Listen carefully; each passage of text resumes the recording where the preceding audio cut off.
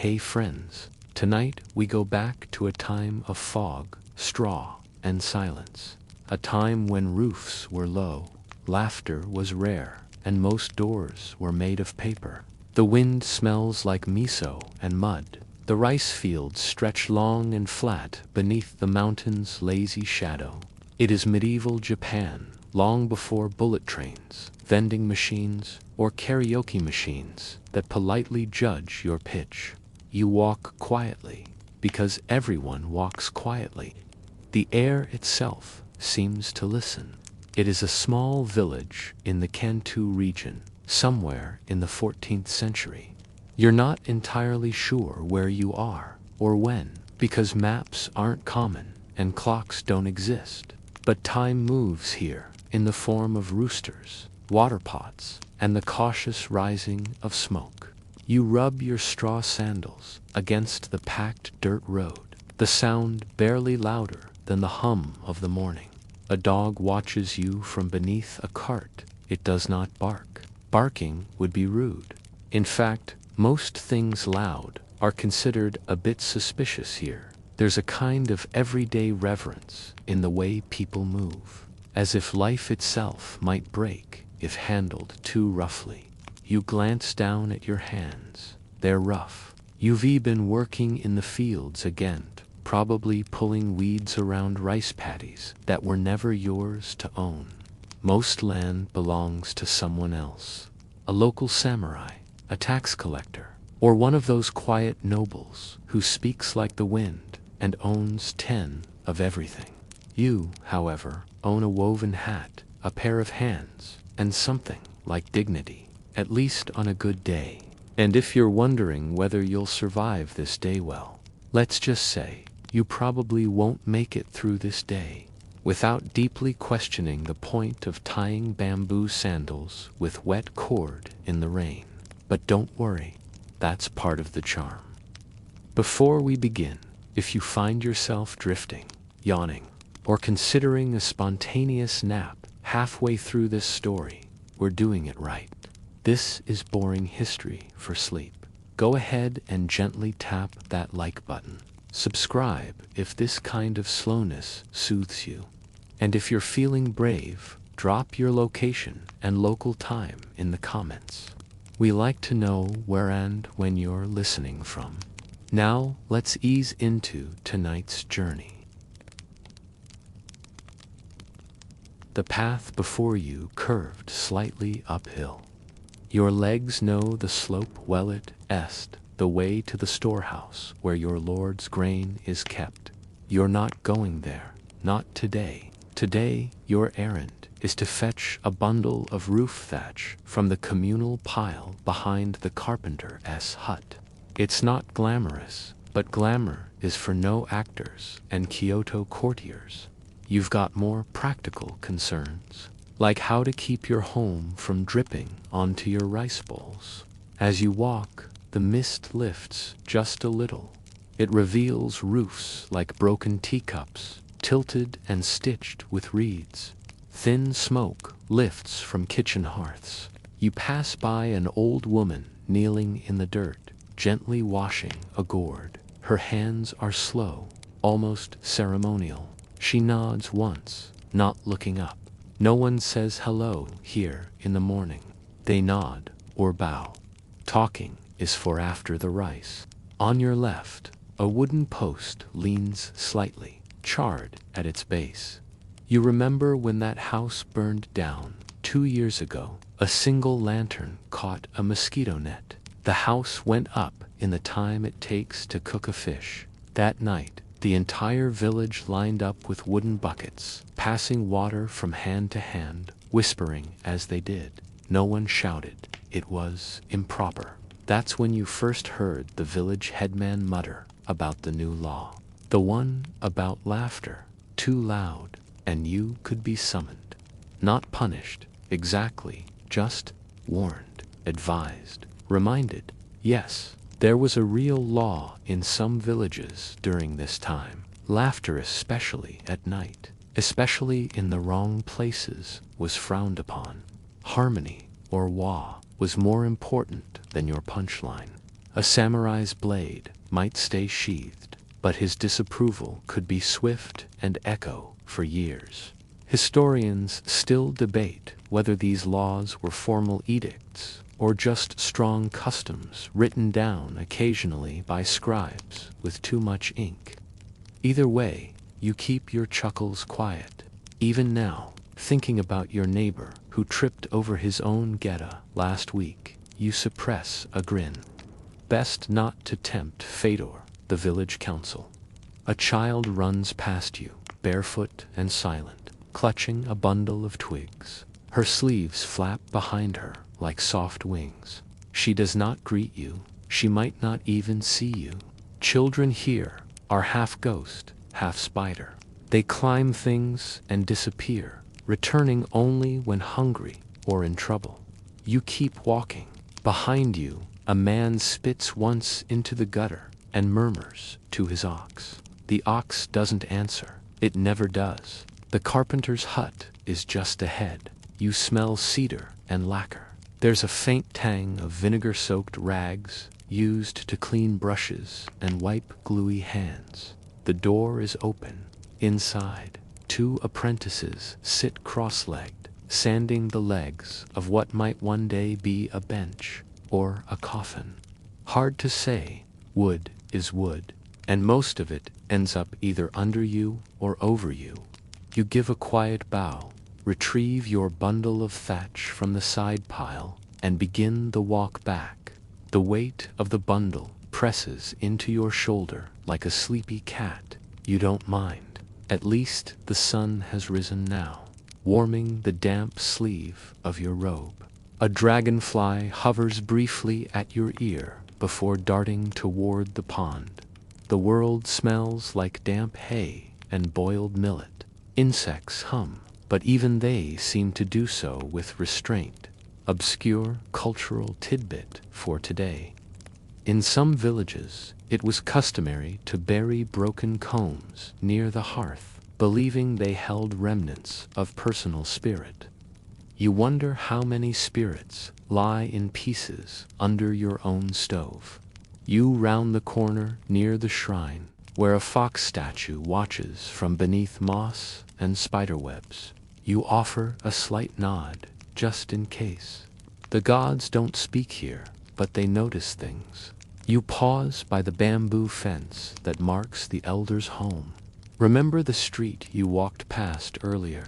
It's back, but now light has hit it differently. The shadows fall the other way. A chicken clucks once, somewhere. A crow disagrees. Your stomach growls. Breakfast will be simple. Rice gruel, maybe a pickled plum if the gods are generous. Probably not. You're not the type they usually fuss over. You step inside your homolo single-room structure where your sleeping mat still holds the warmth of last night. You place the thatch bundle near the door where it will dry. The roof will wait until this evening or tomorrow or next week. Roofs don't rush in Japan. They wait until they must be mended, like stubborn knees or social obligations. You sit, you breathe. You hear the whisper of a broom outside. Someone is sweeping the road again. They do it every day, not because the road gets dirty, but because that's how peace is made. One silent stroke at a time. You sip from your water jar, cold, slightly metallic. It tastes like the well, like clay, like centuries. And there it is, again, that almost laughter, trying to escape your throat. You think of the man with the ox, the way he bowed to it this morning like it was a visiting noble. You press your lips together. Don't laugh, not too loud, not here, not yet. Instead, you breathe again, long, quiet, patient, and outside. The morning continues, as slow and certain as the tide that never quite arrives. The gruel isn't quite hot, and it isn't quite cold. It's doing that lukewarm thing where the temperature matches your feelings about the day. Not particularly excited, but not offended either. You chew it slowly, eyes half-lidded. There's a tiny crunch in one bite, probably a bit of stray husk. You do not react. You've grown used to textures you didn't ask for. The pickled plum sits on the edge of your bowl like a reluctant guest, bright, wrinkled, and a little too opinionated. You eat it anyway, sour, salty. Somehow, it hits the back of your throat in a way that makes you straighten your back, like a samurai being inspected. You glance around your one-room home, tatami mats, patched paper screens, a single scroll with faint ink, probably something about balance, or perseverance, or silence being golden. You've never been able to read it properly, but it looks wise, and that's enough. The wind pushes against your bamboo shutters. It's telling you something, probably to get moving. There's work to do. You rise, stretch, your knees creak. The sound is not harmonious, but you allow yourself this one rebellion. If they fine you for noisy joints, it's truly over. You step outside. The sunlight is shifting now, climbing across rooftops like a lazy cat. Chickens peck near the gate. You nod to them. They do not nod back. Chickens are notoriously rude. Across the narrow path, the neighbor's son is practicing with a wooden sword. He slices the air with all the seriousness of a man defending his honor, though he's likely just trying to avoid the next household chore. His sleeves flap like butterfly wings each time he swings. His form is terrible. You don't say anything. You move past him, carrying a small basket slung over one shoulder. Your goal this morning, the textile house.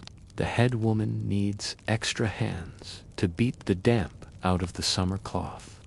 It's not exactly thrilling, but again, thrilling is rarely on the schedule. As you walk, a man rides past on horseback, one of the local samurai. He's not in armor today, just robes dyed with subtle patterns that whisper, "I'm allowed to yell if I want to, but I won't because I'm noble." You step aside and bow. He doesn't look at you. It's not an insult. It's a hobby. You reach the textile house, where a dozen women sit in a row, rhythmically thumping flat bundles of fabric with wooden mallets. The sound is almost musical, like a heartbeat with a good sense of timing. You join in, grabbing your mallet and falling into the rhythm. Thump, thump, thump. The work requires no thinking, only attention. One of the older women leans towards you and says quietly, "The temple roof is leaking again." You nod. Everything leaks. It's Japan. A younger girl snorts softly at this bee. Older woman shoots her a look. "You'll be summoned," she says, only half joking. The younger girl bites her lip and lowers her gaze.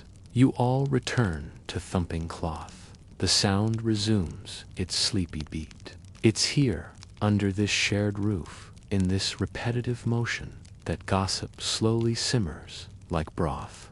No one says anything directly. They hint, they imply. You hear, in fragments, that a traveling monk passed through yesterday and asked too many questions. That someone's goat gave birth to twins, both with the same strange spot on their foreheads. That the magistrate's wife has developed a sudden fondness for persimmons. This is considered suspicious behavior. The rhythm lulls you. Time slips. You could be here for minutes or hours. Honestly, it doesn't matter. A major historical fact drifts through your memory like steam. During the Muromachi period, when all this is happening, the Ashikaga shogunate ruled the land, but local governance was often in the hands of village councils and headmen. Power was slippery, held loosely by those who could hold on to it longest, not those who shouted loudest. In fact, shouting was often a losing strategy. Someone clears their throat behind you, the head woman. She gives you a nod and gestures toward the back room. Time to fetch the laundry lines. You rise, shake out your sleeves, and head into the rear courtyard. The garden here is still damp from the morning dew. You see spiders stringing their silk between the posts. They do their work better than the rest of you, and without supervision. The laundry lines are coiled beside a stone step. You pick them up, and for a moment, feel the sun on your neck. It's a quiet, perfect warmth. You close your eyes for just a second too long. Then you hear it, laughter, too loud. You open your eyes. Someone in the Eli, just behind the courtyard wall, has made a joke. And someone else has failed to suppress their reaction.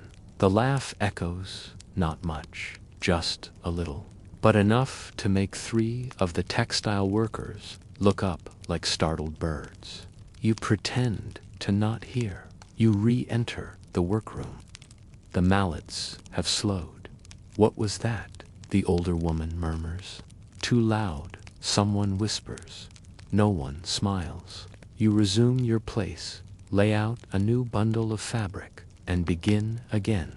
Thump, thump, obscure tidbit of the day.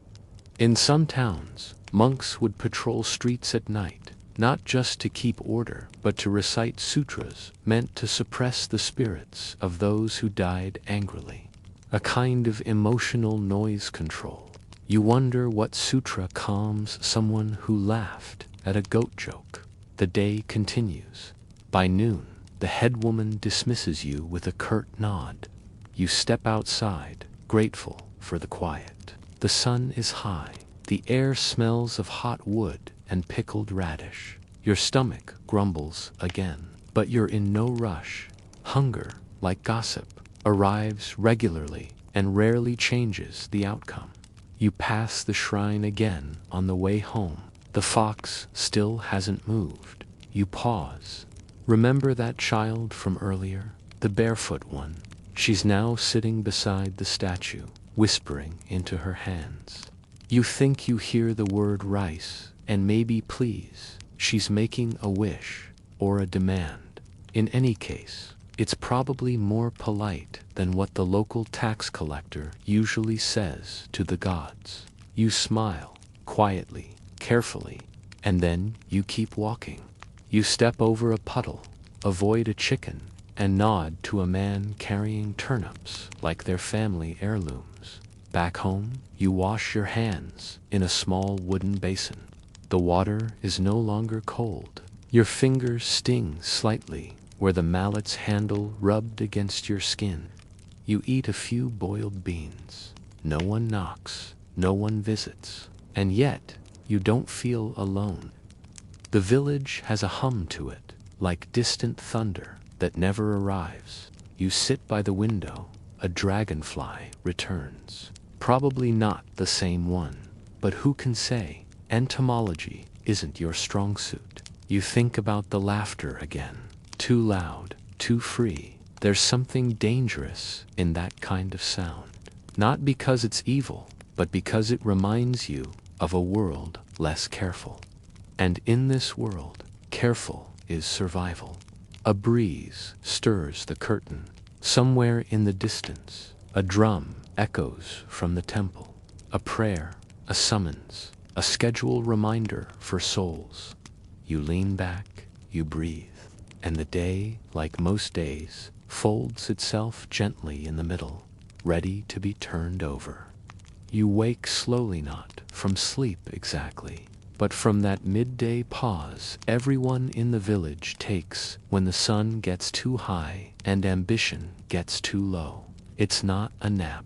It's more of an agreement between your body and the heat. Neither of you will try too hard. You're sitting by the window, where a shaft of golden light has crept across the floor, warming a corner of the mat where your catto. Did we not mention the cat? You have a cat. You didn't choose each other. One day, she was just there, glaring at your soup. Now she guards your rice sacks like a furry tax official. She twitches an ear. You twitch your back. Another day continues. There's a sound outside, faint shuffling, then a knock, not the sharp kind. This knock sounds like it's reconsidering itself even as it happens. You open the screen. It's your neighbor, the one with the terrible singing voice. He doesn't use anymore after being politely advised by the shrine assistant. He smiles. He's brought a bundle of firewood loosely tied with straw rope. The trees drop their limbs, he says, which you know is his way of saying he found this by the river. He hands it over. You nod. A favor has been exchanged. Nothing is said aloud, but later, when he forgets to return your ladle, balance will be restored. You watch him go. He walks like a man who doesn't trust his own feet. It's endearing. You set the firewood down and notice the way shadows have shifted. The sun is now behind the big hill, casting long fingers of coolness across the dirt. It's time to go to the river, not for swimming. That's more of a midsummer indulgence, and only if you want leeches in unmentionable places. No, this trip is for washing the cloth you helped beat earlier. It's been bundled in your basket since you left the textile house, wrapped tightly. In another piece of cloth you suspect used to be part of someone's wedding attire. You gather your things and head out, passing the same fox statue, the same cart rut, and the same gourd-washing old woman, who is now inexplicably washing something else that may or may not be a very confused turnip. As you walk, the sound of the village changes. It softens. The afternoon is when people begin to retreat, pulling shutters, sweeping corners, whispering into pots. No one wants to be the loud one now. Not since the monk's visit last week. Did we mention the monk? He came through muttering something about demons hiding in laughter and left a scroll pinned to the shrine gate. No one could read it, but it looked ominous. Since then, even the birds seem quieter, especially the crows. Very suspicious. The river is not far. You pass a rice field where someone's set up a scarecrow with an expression that suggests deep disapproval. The birds don't seem to mind. Finally, the river. It's slow, brown, and incredibly unimpressed with your presence. You approach a flat rock and set your bundle down. Around you, reeds rustle. Dragonflies hover. A frog croaks once and then reconsiders. You begin to rinse the cloth, rhythmically dipping and squeezing. It's oddly satisfying, cool water, warm stone, the feel of fabric under your hands. You fall into a trance, just you, the current, and the vague awareness that someone upstream probably dumped laundry water in here earlier. A major historical fact for today: in medieval Japan, rivers were public spaces used for everything: washing, bathing, gathering water, and even settling disputes. If someone owed you a fish and didn't deliver, you could, theoretically, take it up with the village head at the river. Justice, like laundry, was very wet. You glance up and see someone on the opposite bank. A man with a small drum, sitting, cross-legged, facing the water. He isn't playing it. He's just there. You squint. He nods once. You nod back. Neither of you speaks. This is considered a successful social interaction. You wring out the cloth and lay it on the rocks to dry. The light has shifted again. The hills are glowing at the edges, like someone brushed them with gold leaf. You sigh. It's the kind of sigh that acknowledges how small you are, how old the land is, and how long the walk back will be. Obscure cultural tidbit. In some regions, it was common to bury the umbilical cords of children beneath the family hearth. Believing it tied their souls to the home. You once found a small cloth bundle while digging for radish. You left it alone. You gather your laundry. The drum man is gone. You're not sure when he left. Maybe he never existed. Maybe he's part of the local ghost population, which is very respectful but also deeply fond of rivers. You walk back slower this time. The air is cooling, and with it comes the smells of cooking miso, onion, charcoal. Your stomach remembers its purpose. As you pass the temple wall, you hear chanting, a soft, repetitive hum. The monks are at it again, probably reciting the Heart Sutra. You know the rhythm by heart, even if the words never stuck. It sounds like breathing in a language the trees understand. You arrive home and hang your laundry under the eaves. Your cat watches you from atop a pile of folded straw. She blinks once, judging your technique. Do it yourself. Then you mutter. She flicks her tail. The silence between you is profound. Inside, dinner is whatever's left. A bit of rice, a slice of pickled radish, a memory of fish. You eat slowly, sitting cross-legged near the door, watching dusk fold over the village like an old blanket. A crow calls from the roof. Your neighbor coughs from behind his screen wall, and somewhere, a child laughs, just once, just a little. You freeze. The wind does too. You glance outside. No one else seems to have noticed. You sigh. Maybe the monk was wrong. Maybe laughter is how ghosts leave, not how they arrive. You pet the cat, and she does not claw you, which is the highest form of affection. You settle into your mat. The paper wall glows with the last breath of daylight. Somewhere in the dark, the fox god watches. You close your eyes, and in the quiet that follows, the village exhales. The night creaks around you like an old boat. Your mat is thin, the air cool, and the walls made of little more than paper and hope. Somewhere in the distance, a bamboo wind chime clinks twice, then gives up. Your cat has moved to your stomach. You are her pillow now. You don't sleep deeply here.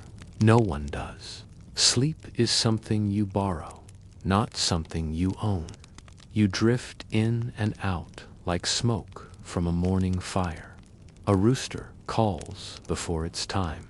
Roosters, you've noticed, are overly ambitious creatures. You sit up slowly. Your back is stiff, your legs folded wrong, and your mouth tastes like rice dreams and hay. The cat stretches and slides off your chest with the elegance of a nobleman dismounting a horse he didn't pay for. Outside, dawn is still thinking about arriving. The sky is a kind of dusty blue-gray that doesn't promise much. You reach for your outer robe and shake it gently. A small spider scurries away. You apologize. Water from the jar. Cold, sharp. You splash your face and hiss. You're awake now, more or less. You slide open the paper screen. Mist again. Always mist. It pools at ankle height like spilled milk and carries the smell of damp. Straw and river clay. The silence is complete, so complete. It almost hums. You step outside and stretch. Something in your shoulder pops. A crow answers. You wonder if the crow is mocking you or simply identifying with your joints. Today, the headman has asked for laborers to help repair the shrine's fence, which sounds simple. It is not. The fence is made of interlocking bamboo panels and stone posts, and every time it rains, the gods apparently disapprove of their structural integrity. You walk toward the shrine, taking the long way. The village is slowly waking up, doors sliding open, buckets sloshing, hushed greetings exchanged like contraband. You pass a man hauling a cart of firewood. He's singing under his breath, too softly to break any laws, but just loud enough to tell the morning he exists. You nod, he nods. Everyone is still pretending not to have opinions about last night's laughter. The shrine is tucked into a hill, hidden behind a grove of crooked pine trees that look like they've been thinking too hard for too long. A stone lantern marks the entrance. Someone has placed a fresh daikon radish on the offering plate. It looks uncomfortable. The headman is already there, rubbing his hands and pretending to measure things. He greets you with the enthusiasm of a man who knows bamboo will win this battle. Others arrive, and soon you're all lifting posts, untangling cords, and making faces when no one's looking. The work begins. It's muddy, awkward, and accompanied by a chorus of throat clearings, grunts, and very polite coughs. No one dares to complain aloud. Instead, you make eye contact with one of the older workers who raises an eyebrow in shared suffering. You have a whole conversation in silence. This bamboo is too heavy, I know. Why is the mud biting me? Spirit snakes, probably. You smile, but only with your eyes. Remember the rules. A historical fact drifts lazily into your brain, perhaps to distract you.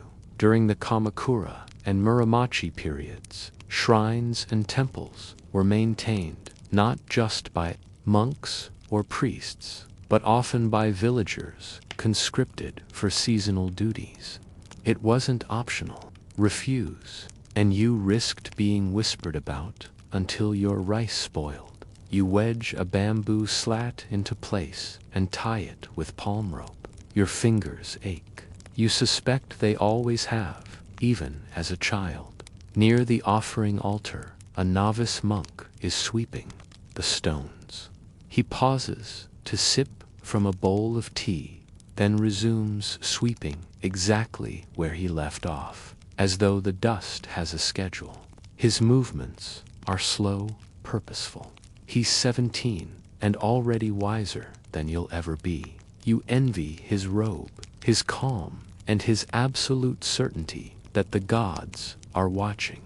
You drop your rope spool. It rolls. The novice monk catches it. He does not smile. He bows once, just enough to say, "Try harder." You do. At midday, everyone rests. A cloth is laid out. Pickled things emerge. Rice balls wrapped in leaves. Dried sardines with judging eyes.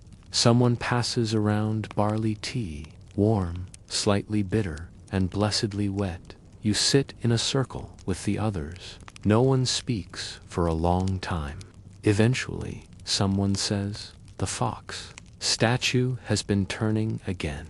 This is not a joke. You sip your tea. Someone else adds, "Last week, it was looking south." Another murmurs, "It used to face the river." You all stare at the hill. Obscure cultural tidbit of the day.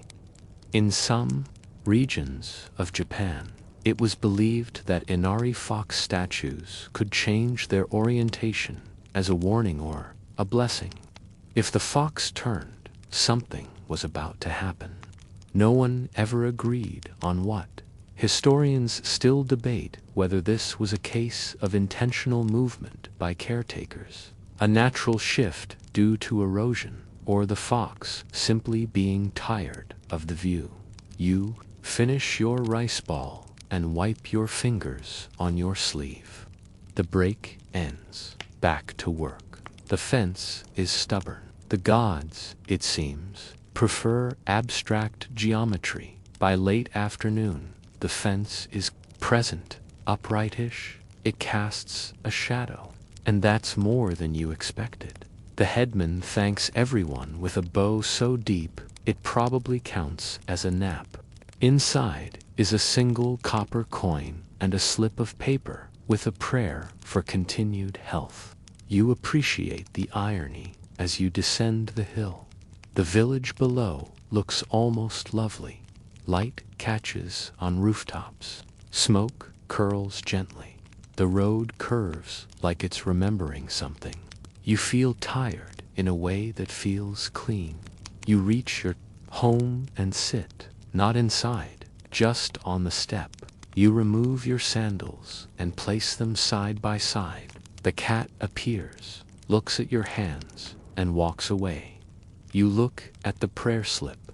It's written in elegant brushstrokes. You can't read it, but you pretend to. You breathe. Evening begins to settle in again, and the village prepares for silence. No loud laughter, no sudden songs, just the slow clicking of shutters, the whisper of soup ladles, and the collective exhale of people who've done just enough for one day. You light a small oil lamp. The flame flickers, but stays. You think of the fox statue. You wonder where. It's pointing now. The wind carries the scent of chestnut smoke. A child laughs, again, faintly.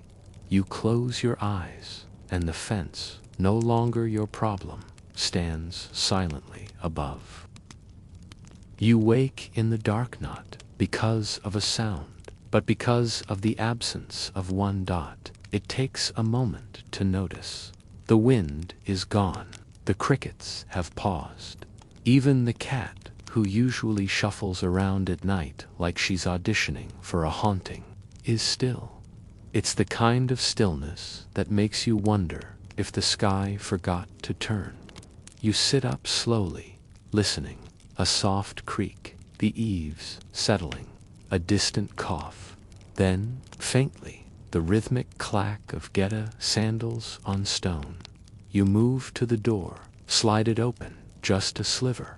Outside, a lantern floats through the dark, held by a figure in priestly robes.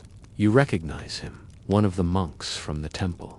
He walks with that deliberate, not quite touching the ground kind of gait that says, "I have important spiritual errands and very limited time." In one hand he holds a bell. He rings it once. The sound is hollow, distant. It echoes, then silence again. You close the door.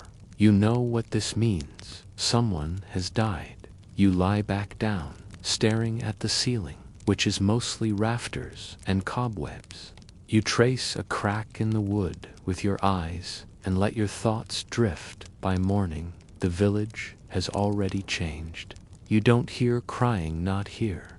Grief in this place is not loud. It's folded neatly, pressed into the corner of a room, served with tea, and mourned with stillness. Outside, people speak in murmurs. The shrine bell chimes twice. Crows circle slowly. Even the chickens seem more philosophical than usual. You make your way toward the house of the deceased because that's what everyone does. Attendance is not expected, but absence is noticed. The home is modest, like yours. A few neighbors stand outside, hands tucked into sleeves. No one says much. You bow, they bow. The sun struggles to burn away the mist, as if it too finds the day heavy. The family is seated inside, facing a low table. On it sits a portrait, not a painting, but a simple wooden name plaque with calligraphy. A stick of incense burns beside it. The air smells of smoke and old tatami. You stay a while. Not too long, just long enough to be part of the silence. A historical fact floats past your thoughts. In medieval Japan, death rituals varied widely depending on status, region, and religious affiliation. Buddhist funerals were increasingly common by the 14th century, with particular emphasis on chants, incense, and guiding the spirit through transitional realms. The ceremony wasn't about comfort, it was about correctness. If the rites were done well, the dead wouldn't linger. That was the goal, to get them where they were going. As you leave the house, you pass a boy sitting near the door, his hands clenched in his lap.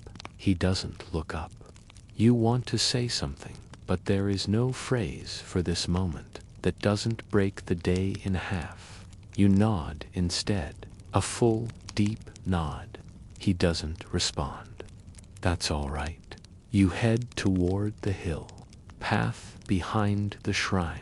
You don't have work scheduled. Today death rearranges the village like a hand-stirring tea. Everyone moves a little differently, speaks a little lower. No one is in a hurry. The hill is steep, lined with short pines and bamboo stakes hammered into the earth to keep the path from sliding. You pass the graveyard, if it can be called that. A few stone markers, some recent, most ancient. A crow perches on one and regards you solemnly. You sit on a flat stone near the top. Below, the village looks very small.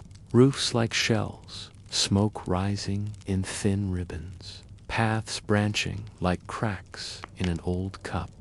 You think of your own funeral not morbidly, just practically. You wonder who would burn incense for you, who would pretend to read a sutra, who would whisper to the fox statue afterward, just in case your spirit got distracted. The wind picks up again, gently. It carries with it the scent of pine resin and old charcoal. You close your eyes for a moment, then a bark, sharp, startling. You open your eyes and see a dogga scruffy, proud creature who has no business being on this path, bounding toward you with a rice ball in its mouth. It stares at you, clearly expecting applause. You clap once, it looks offended and runs away. You walk down the other side of the hill, taking a back path that leads past the abandoned granary. It hasn't been used since the bad harvest 3 years ago. The roof is caved in, and vines have claimed the walls like they paid for them. An obscure cultural tidbit for today. In some rural villages, granaries were occasionally treated as sacred spaces, not to be entered casually. Spirits were thought to inhabit old food stores, particularly if the grain had been withheld or hoarded unjustly. You wonder how many spirits are pacing inside that collapsed roof now, muttering about expired millet. You kick a stone. It rolls and disappears into the grass. Back in the village, life has begun to murmur again. Someone is sweeping. A boy leads. A cow past the well.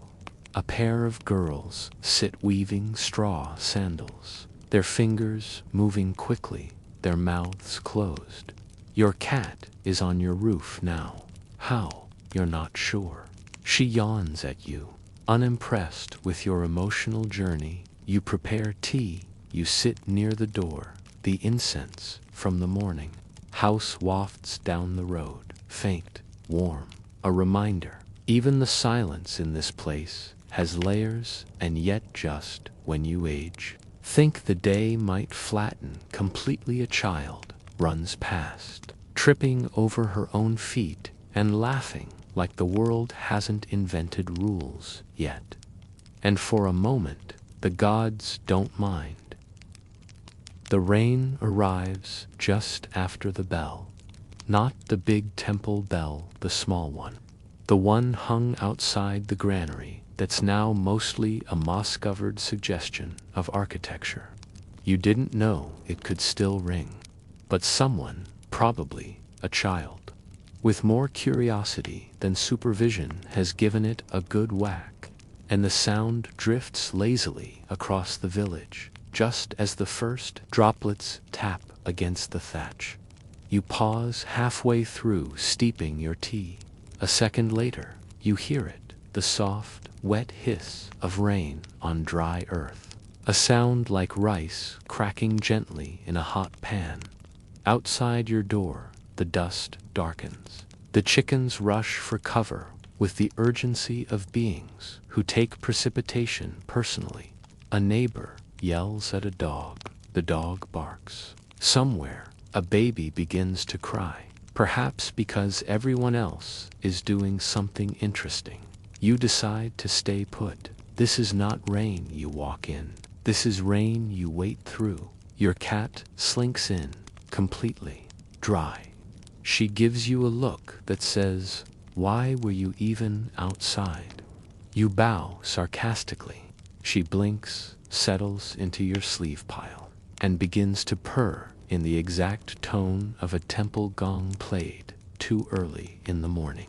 The rain settles in for the long haul. This is the kind of weather that makes soup feel like a moral obligation. You light a small fire, toss in some roots you don't quite remember harvesting, and add a pinch of dried seaweed. It smells like every rainy day you've ever lived through, which is both comforting and slightly alarming. You sit back. Your roof, while not new, is holding together.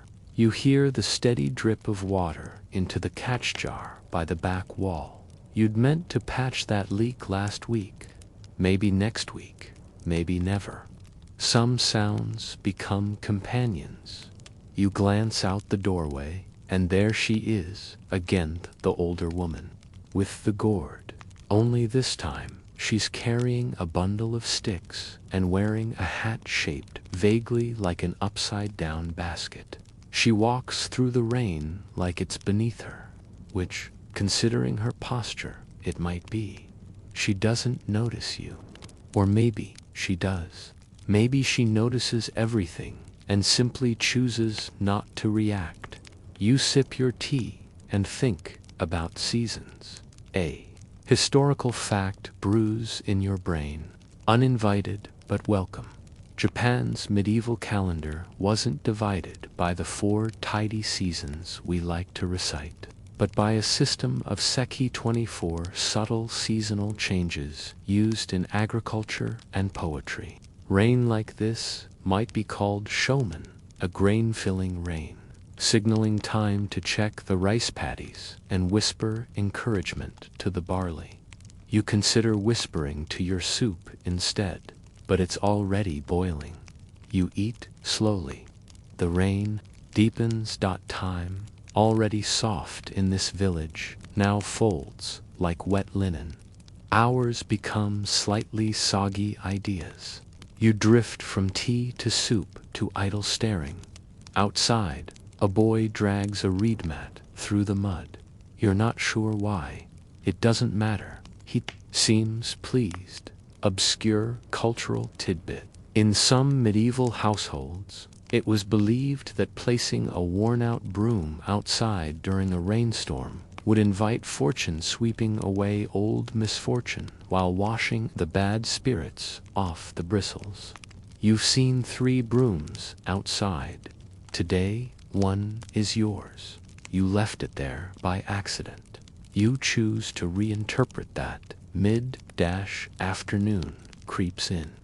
You decide to visit the shrine again, not out of obligation, just because the rain has become less of a conversation and more of a background noise, like an old friend who talks mostly about clouds. You wear your straw, cape-heavy, scratchy, and more decorative than useful. The road is slick but not dangerous. Mud curls between your toes in that strangely polite way it does here. The village path feels more private in the rain. Sounds are muffled. Shapes blur. You pass people you know but don't greet. Greetings in this weather would feel performative. At the shrine, the stone fox is soaked. Its nose glistens like lacquered pine. You give a bow and step under the wooden awning. There's a monk standing inside, not the confident young one from the day of the fence but an older one, stooped and half folded into his own. Robes like a letter no one remembers sending. He doesn't look at you. You stand beside him. In silence, rain trickles down the bamboo water chute, collecting in a mossy basin. Somewhere nearby, a frog speaks. No one answers. Then the monk speaks, barely above a whisper. Did you hear about the traveler? You blink.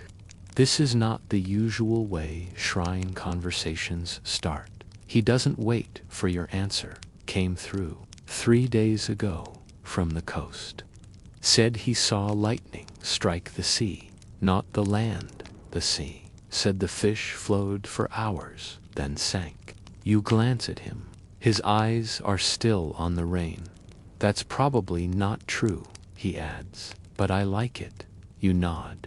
You also like it. He pulls something from his sleeve, small cloth, folded neatly. He sets it on the offering table. Not money, not rice, just a piece of silk, faded and thin. For her, he says. You don't ask who. He turns and walks away, his sandals making soft, squelching noises down the stone path. You remain a while longer. You think about lightning, fish, silk offerings, things that can't be explained but still matter. The rain lightens, not stops, just lessens. A mist replaces the heavy drops. Like the sky finally let out a long sigh. You head home slowly, noticing the puddles have begun to reflect things more clearly, like they've made peace with the light back inside. You remove the straw cape. It smells of wet moss and memory. Your cat greets you by ignoring you from a higher shelf than you thought she could reach. You sit again. The soup is cold. The room is quiet. The rain becomes something soft and musical, and the day, so full of water, finally begins to dry. By the next morning, the world is wet in that deeply committed way-nothing, flashy, just thoroughly damp, as if everything spent the night soaking in its own indecision. Your robe clings to your shoulders. The tatami mats squish slightly when you shift your weight. Even the cat, usually disdainful of weather in general, gives you a look that says, "Don't even try to involve me in any of this." You don't blame her. Outside, a haze floats just above the ground, like the earth has forgotten whether it wants to breathe or sweat.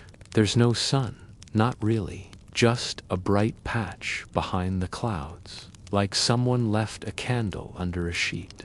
You make your way toward the well, empty bucket in hand. It's not your day on the schedule, but the old woman who usually fetches water has a cough that sounds like a rice sieve shaking in the wind. You told her you'd cover for her. She said nothing, but the next morning she left 3 pickled plums on your doorstep, which, in this village, is practically a love letter. At the well, you find a line. 3 people, 2 buckets, 1 silent argument about whose turn it actually is. You wait your turn like everyone else, staring into the sky and pretending not to. Listen to the whispers of bureaucratic water envy happening just beside you. Eventually, you draw your water and lug it home. Your shoulders ache. Your arms remind you that strength is a seasonal thing, and you're between seasons.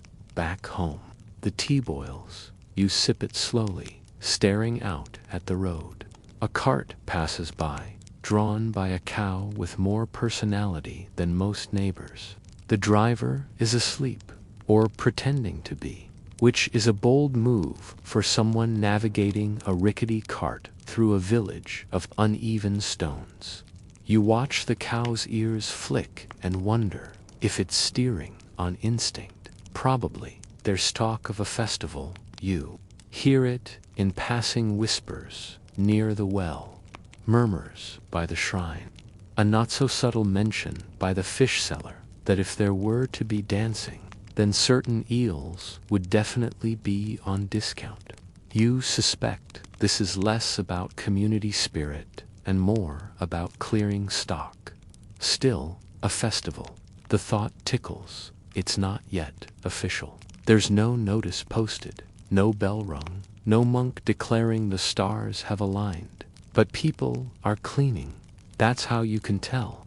Brooms are out, doors are being unstuck. Even the abandoned granary has been swept, possibly by ghosts trying to make a good impression. You find yourself standing by your door, staring at your own broom. It leans there like a lazy cousin, covered in dust, slightly warped, still containing a few pine needles from New Year's. You pick it up, you sweep, and just like that, you've committed to the fiction of festivity, a historical fact. For the day, local festivals in medieval Japan weren't just for celebration. They were community obligations tied to agricultural cycles, purification rituals, and shrine appeasement. Sometimes, if a festival was skipped, the crops suffered, or so the headman claimed. Coincidentally, the crops also suffered when the headman was owed money. Mysterious. You sweep your doorway until the dust has relocated, somewhere you no longer feel responsible for. The road looks slightly better. You feel slightly smugged. Your cat blinks once at your effort, then resumes napping on the rice barrel. Around midday, the lantern man appears. Not a man made of lanterns, though that would be objectively more interesting, but the boy assigned to deliver festival notices. He's barely 10, usually barefoot, and carries a small stack of inked papers and a brush for tacking them to posts. He nods at you, says nothing, and pastes a notice beside your doorway. It says exactly what you expected. Festival to be held 2 days hence. Music at sundown. Dancing permitted in moderation. Excessive laughter will be discouraged. Of course it will. You nod back at the boy. He nods twice, which in local code means the ink is still wet. You watch him go, then return inside. You spend the rest of the day preparing in the way most people do, pretending you're not preparing. You rearrange your sandals by the door. You shake out your second-best robe and act surprised that it still fits. You retie your hair ribbon and mutter something about practicality. You walk the village circuit to check the lantern poles. Not your job, but someone should. At the central square, a group of older men are arguing about rope lengths. One insists that last year's rope was significantly more festive. Another counters that the rope shouldn't outshine the food. A third just wants to know who stole his ladder. You do not join the conversation. You walk past with purpose, the way people do when they're pretending to deliver an urgent message to someone who doesn't exist. On your way back, you pass the fox statue again. It has been polished. Someone, probably the silent, strong type, with a secret collection of polishing cloths, has scrubbed the moss from its ears and left a bundle of herbs at its base. Mugwort, most likely for purification or for cooking, or both.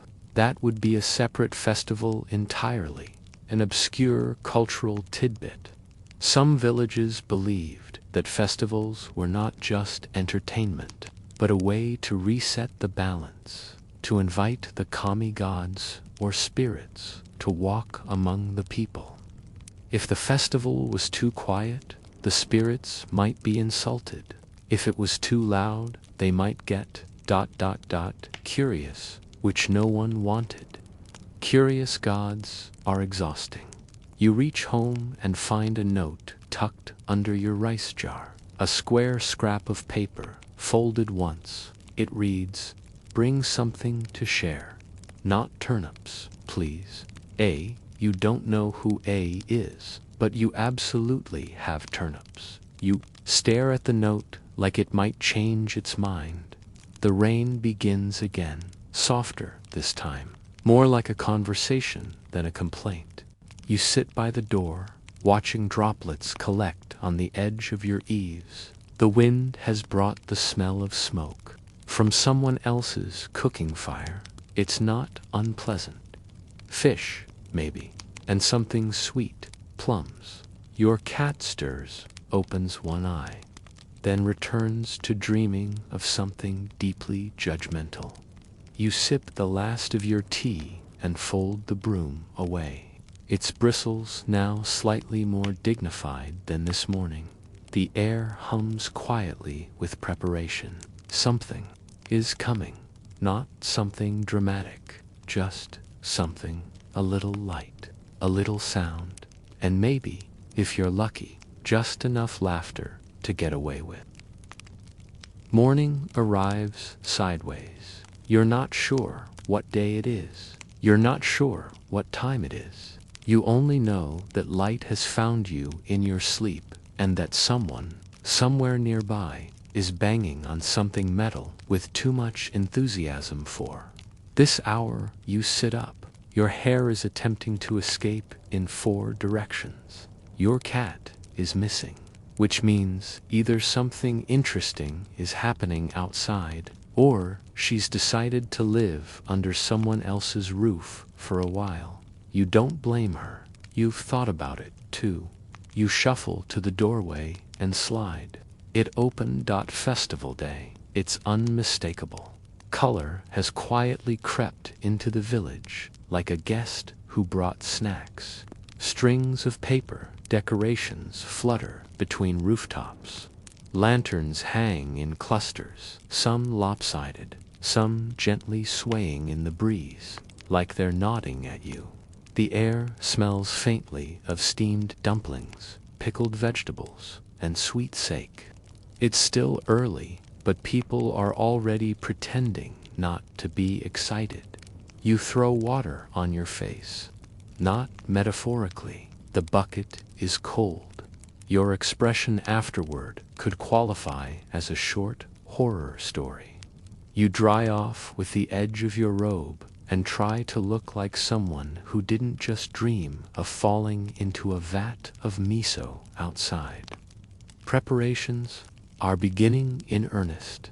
Children run errands in pairs, carrying bundles of cloth or string, or sometimes just running for the thrill of it. Adults pretend to supervise.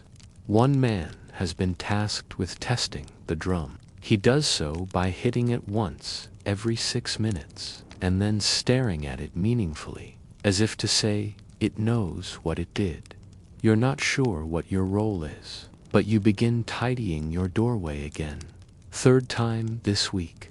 At this point, it's probably neater than your inner room. But in festival season, appearances matter more than logic. A neighbor passes with a tray of fish skewers. You nod politely. They nod back. There is an unspoken agreement not to talk about the time you accidentally set your sleeve on fire during last year's festival. That's behind you now. The sleeve has grown back. Spiritually, at least, you head toward the square. Not directly, but by the longer path, so you can admire the decorations. A historical fact strolls into your memory. Festivals during the Muromachi period often combined Buddhist and Shinto traditions, creating a sort of spiritual collaboration event. There would be purification rituals, theatrical performances, street food, and dancing, all in careful balance, lest the gods feel either forgotten or overwhelmed. You wonder which one would be worse. At the village square, activity is reaching a polite frenzy.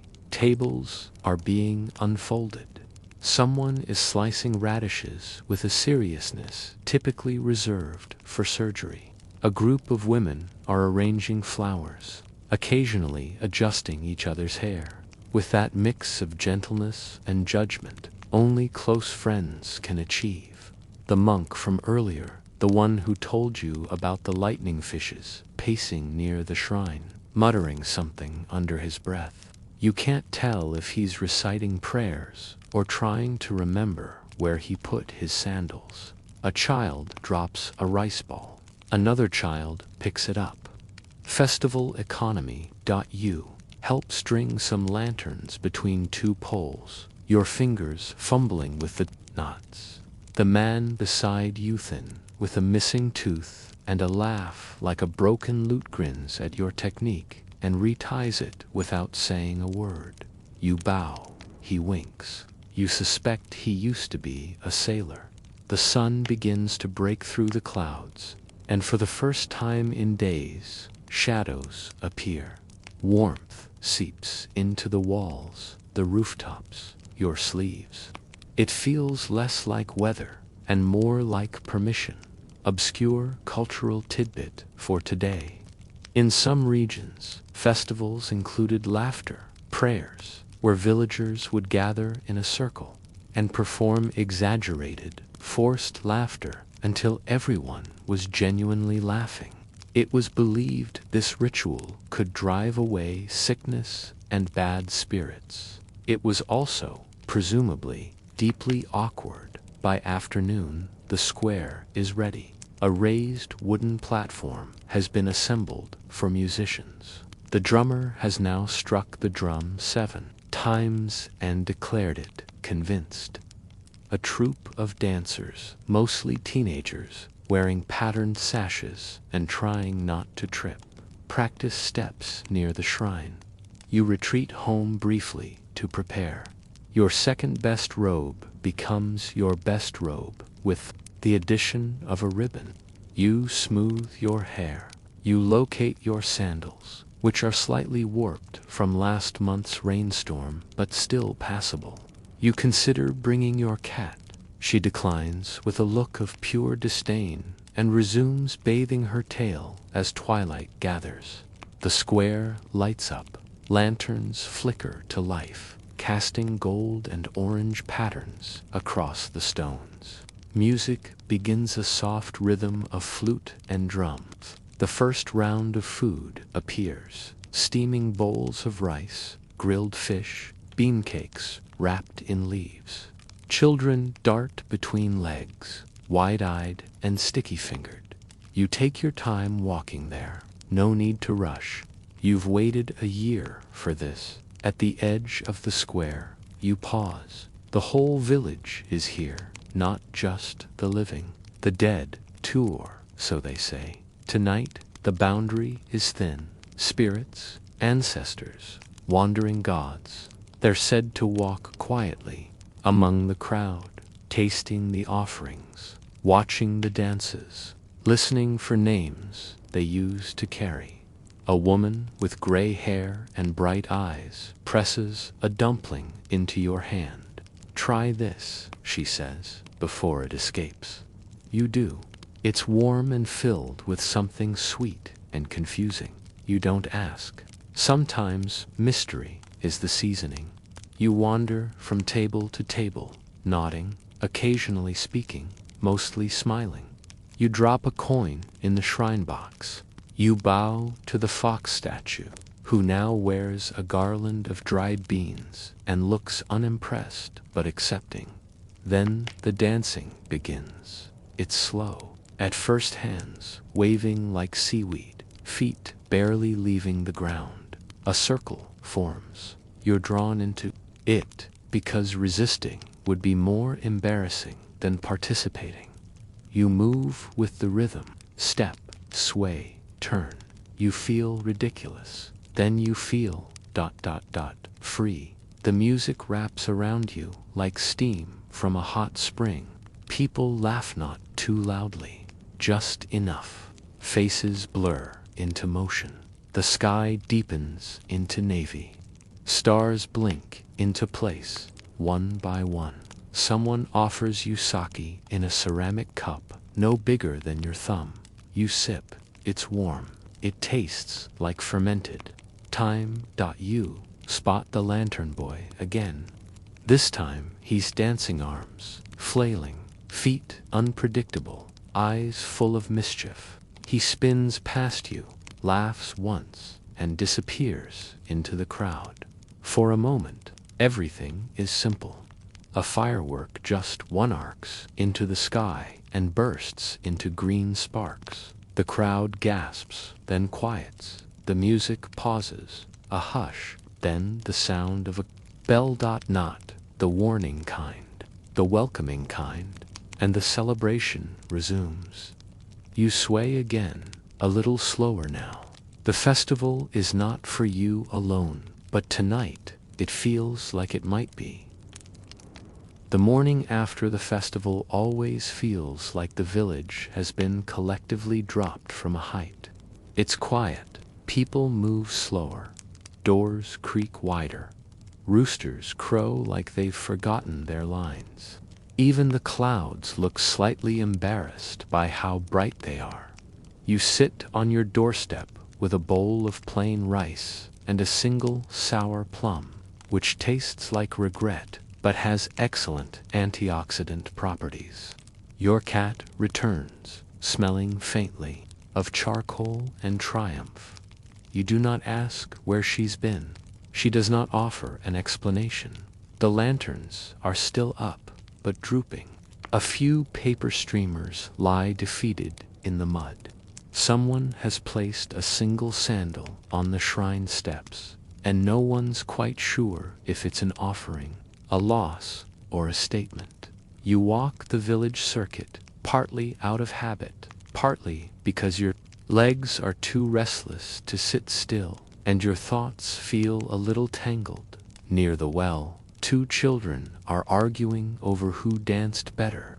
They both did terribly.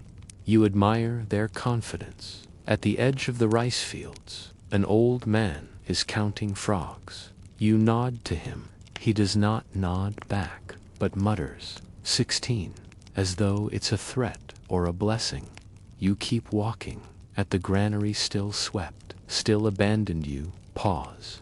Someone has drawn a symbol in the dirt, not elaborate, just a single swirl with a line through it.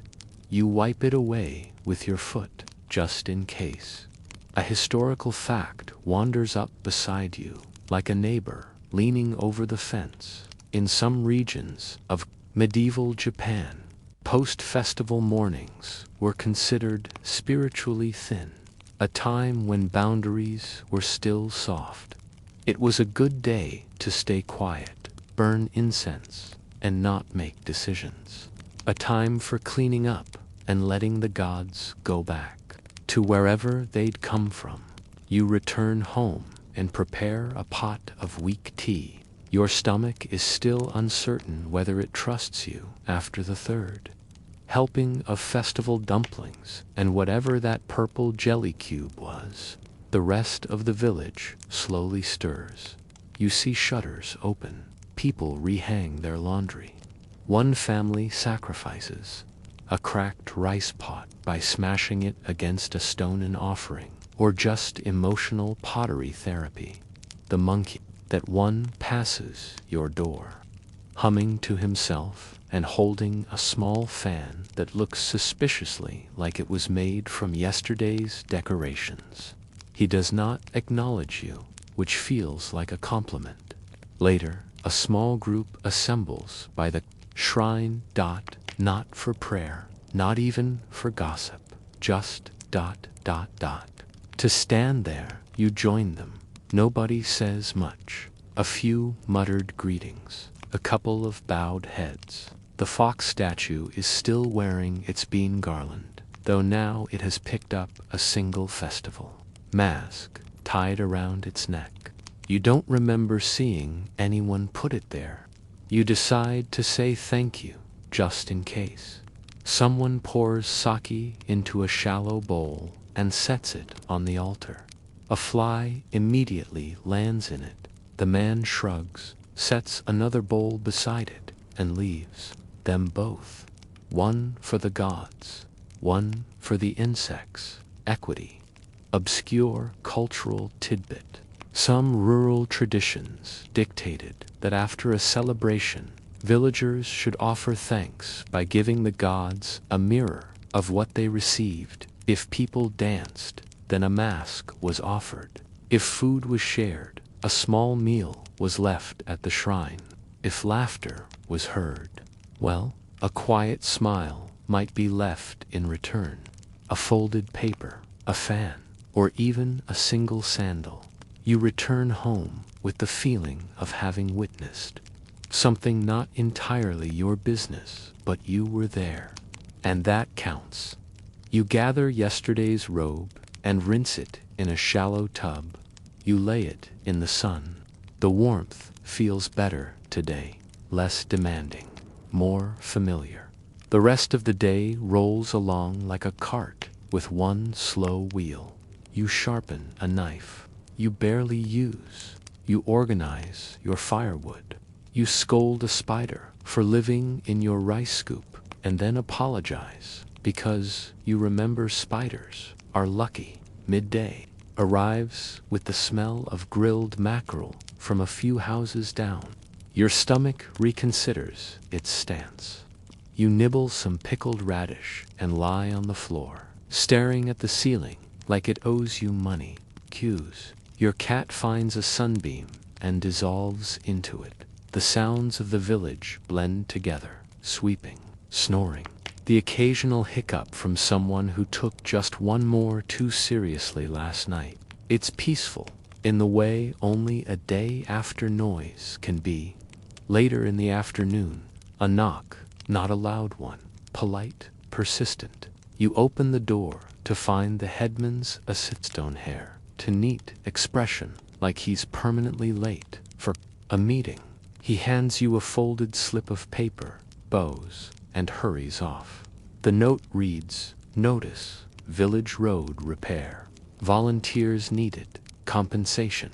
Modest." You read it twice. Modest is the headman's favorite adjective. It usually means rice and a very small thank you. You sigh, you fold the paper, you glance at your cat. She blinks once, which again is the same as saying, "You'll go." You always do. You set the note beside your bowl. You'll help. Of course you will, but not today. Today is the in-between, the part of the story that people forget when they write poems about festivals or tragedies. The part where the world just ... hums. Not loudly, just enough. You lie back again, you breathe, and you let the silence be a sound. You arrive at the repair site just after sunrise, because modest compensation usually disappears around the third volunteer. The road in question isn't so much broken as it is existentially confused. Used to be flat, and now it's mostly suggestions. The recent rain has turned parts of it into what can only be described as pudding. There are 5 of you. One is chewing a reed like he knows things. Another has brought his own shovel, which tells you everything you need to know about his personality. A third is already shirtless and humming, clearly treating this as recreational labor. The fourth is the assistant from yesterday's, still neat, still late, still clutching the headman's orders like they might bite. You offer a bow and receive 4 in return. The shovelman's bow is shallow. He has priorities. The road runs between the rice paddies and the shrine hill, curving slightly where it shouldn't and cracking where you least expect. You remember this path. You've walked it, hungover, hopeful, and once in the middle of the night after a dream that told you to follow a frog. It led nowhere unless you count an old bucket as somewhere. Today, you're repairing it, your tools, a hoe, a wooden frame for leveling, and your increasingly skeptical joints. Work begins with little fanfare. You and Reedschuer scoop mud from the worst spots and toss it into waiting baskets. Shirtless starts singing within minutes. His voice is low and surprisingly pleasant. It sounds like someone smoothing out a rice sack. The headman's assistant tries to help, but mostly records who is present and whether they are grimacing respectfully. You grimace on purpose, just for the record. A historical fact gently settles into your thoughts, like dust on a broom handle. Road maintenance in medieval Japan was largely communal, handled by villagers through corvée labor and paid work, given in exchange for living rights, crop security, and the vague promise that the tax collector would pass them by one day later than usual. Roads were considered part of public harmony, which sounds noble until you're knee-deep in someone else's mud. A cart rolls by around mid-morning, forcing you all to stop and stand aside. The cart driver nods, says nothing, and tosses you a plum as he passes. It lands in a puddle. You pick it up anyway. It's sour, but honest. Break comes at noon. Someone produces rice balls wrapped in bamboo leaves. You sit on a half-buried rock and stare at your own hands, which have become unrecognizably useful. Shirtless offers you a sip of sake from a gourd. You accept. He says, "This used to be a good road." You say, "It's trying." He nods, like you've said something wise, obscure. Cultural tidbit. In some villages, roads were given names only during festivals or funerals. For the rest of the year, they were called things like the North Way or the Good Turn Path. But on certain days, a stretch of earth would suddenly become the Laughing Way, or Fox's Run, or One Shoe Walk. The names would vanish the next day. Memory has a sense of humor. Work resumes slowly. You and Shovelman trade off measuring the width of the road, which is supposed to accommodate a cart, 2 baskets, and 1 exceptionally wide opinion. It does not. You level what you can. You tamp the stones. You mutter apologies to the worms. By late afternoon, you're exhausted in the way that feels both triumphant and meaningless. The road is ... better, not good, but walkable, less existential, more committed. You receive a small cloth pouch as your modest reward. Inside, a wedge of dried persimmon and 2 copper coins. Also a folded note that reads, "Thank you for contributing to village harmony." You briefly consider eating the note, but the persimmon wins. You head home at dusk, following the same road you've just repaired. It feels different underfoot now.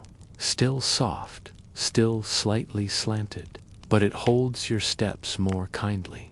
Your cat meets you halfway, walking the wall like it's a parade float. She jumps to your shoulder without warning and nearly causes you to fall into a ditch. You think, she's proud of this. Back home, you light a lamp, wash your hands with cold water, and sit for a long time without speaking. The muscles in your legs hum, your fingers twitch, your spine considers unionizing. You eat a bowl of rice and don't notice the taste, then knock at the door, not the formal kind, just 2 short taps. You open it to find the old woman with the gourd again. She holds something wrapped in cloth for the road. She says, you blink. She hands it to you and walks away. Inside the cloth, a small wooden amulet, simple, carved with a swirl, not unlike the one you wiped from the granary path the other day. You set it on your shelf. You don't know what it means, which means, of course, it means something. The lamp flickers once your cat sneezes. Somewhere, a wind picks up and decides it likes your roof. You lie back on your mat and close your eyes. Tomorrow, the road will carry someone else, but tonight, it still holds your feet. The morning begins with a rumor, not a big one, not the kind that shifts harvest patterns or turns heads at the shrine. This one arrives gently, on the breeze, like a forgotten tune or the smell of scorched millet. You hear it from a neighbor while gathering water. They say a traveler came down from the mountain yesterday, tall, wore no sandals, laughed like he didn't know better.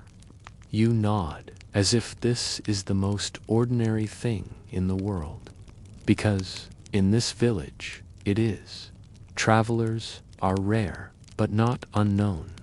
They arrive with dust in their sleeves, unfamiliar phrases and requests that range from the mystical, "Can you point me to the temple where dreams live?" to the deeply practical, "Do you sell pickles?"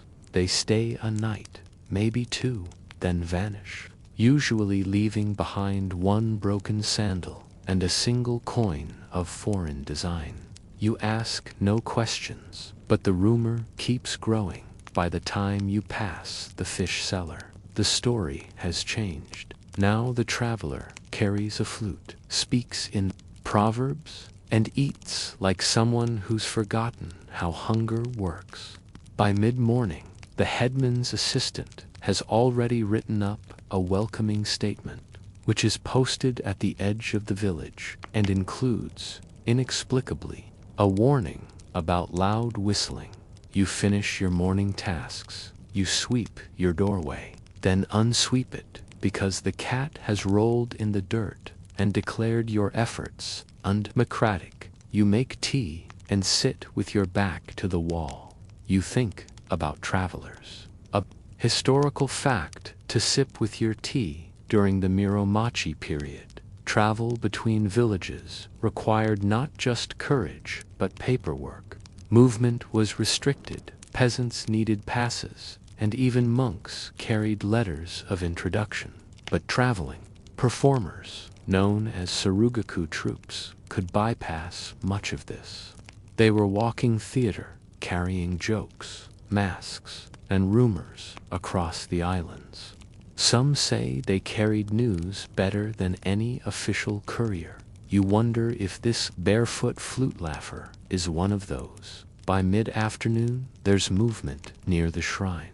You stroll that way, pretending to look for mint leaves along the path. The shrine steps are already occupied. Half the village has wandered up under the guise of piety, and there he is, tall, not unreasonably so, but enough to stand out. His robe is dyed with a color you can't quite name, halfway between soot and ocean. His face is neither young nor old. His eyes drift, like he's always looking 2 syllables ahead of the conversation. He's seated with the monk, the one with a permanent expression of damp amusement. They're playing a slow, thoughtful game of Go. Each move is placed with the kind of deliberation typically reserved for confessing to a crime. You don't interrupt. You stand beneath the fox statue, which now wears a new offering, a pair of woven sandals. Child's, the fox has yet to comment. The game ends with a sigh. The traveler bows low, then rises. Someone offers him a rice cake. He accepts, thanks them in a dialect you don't recognize, and proceeds to eat it in a manner that suggests either transcendence or extreme confusion, maybe both. Then he speaks. His voice is low, measured. He talks about wind patterns near the northern coast. He talks about a temple built in a cave, guarded by crabs. He talks about a woman who read poems to trees and waited for answers.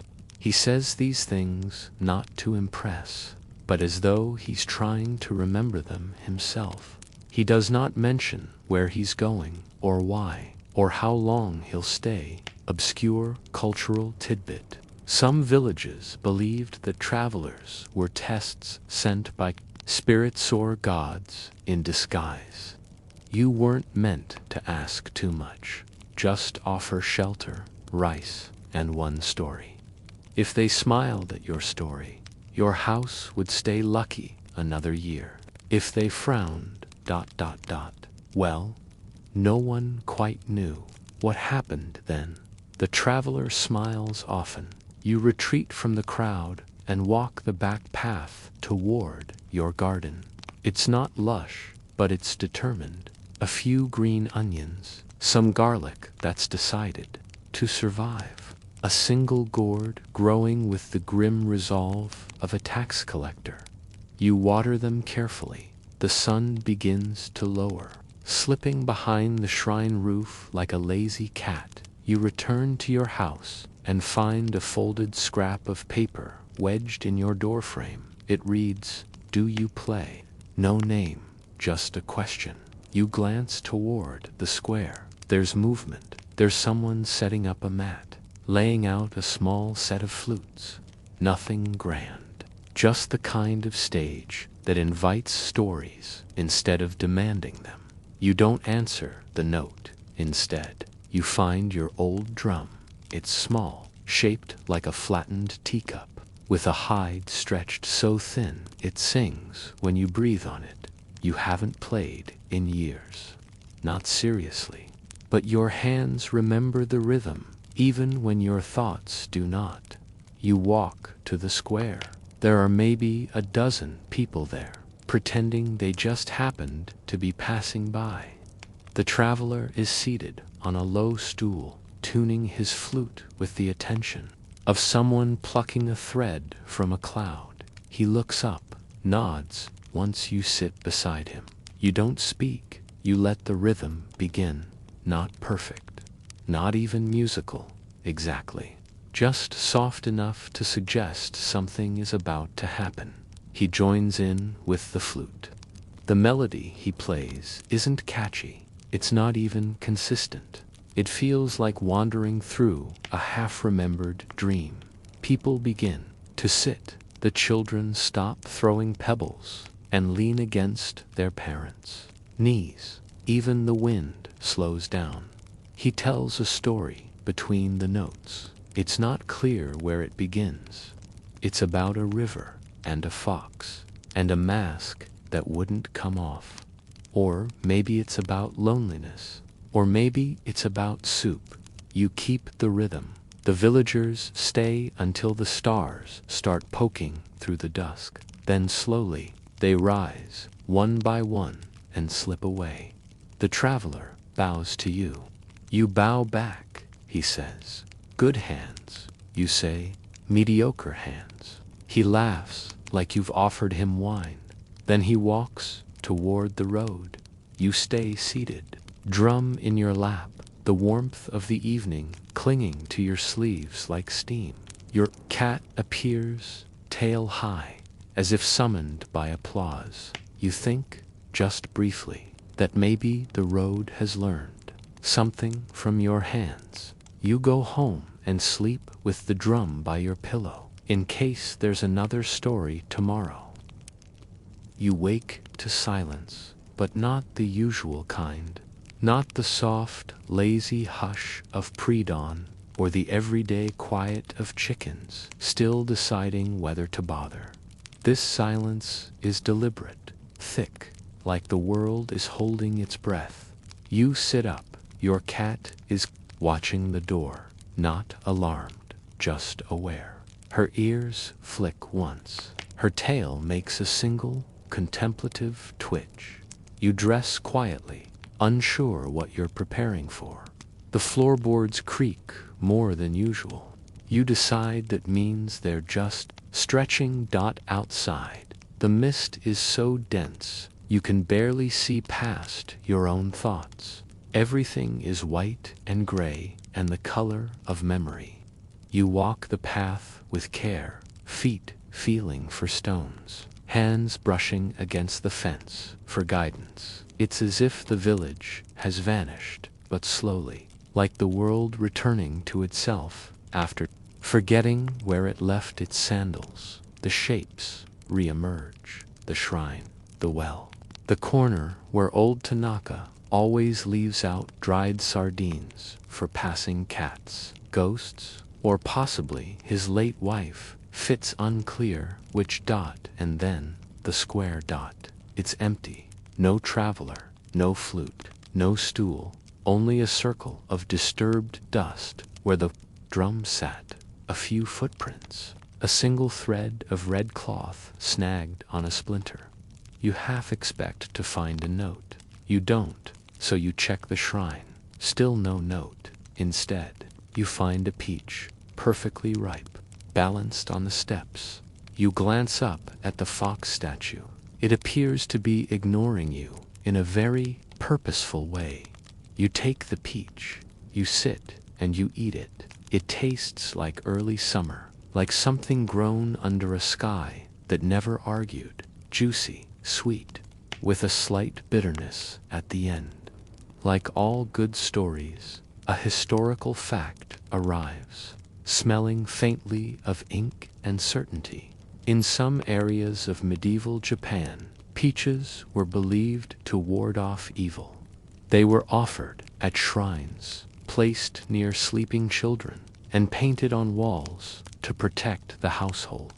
Some even believed the peach tree itself could speak, though only to those who truly listened.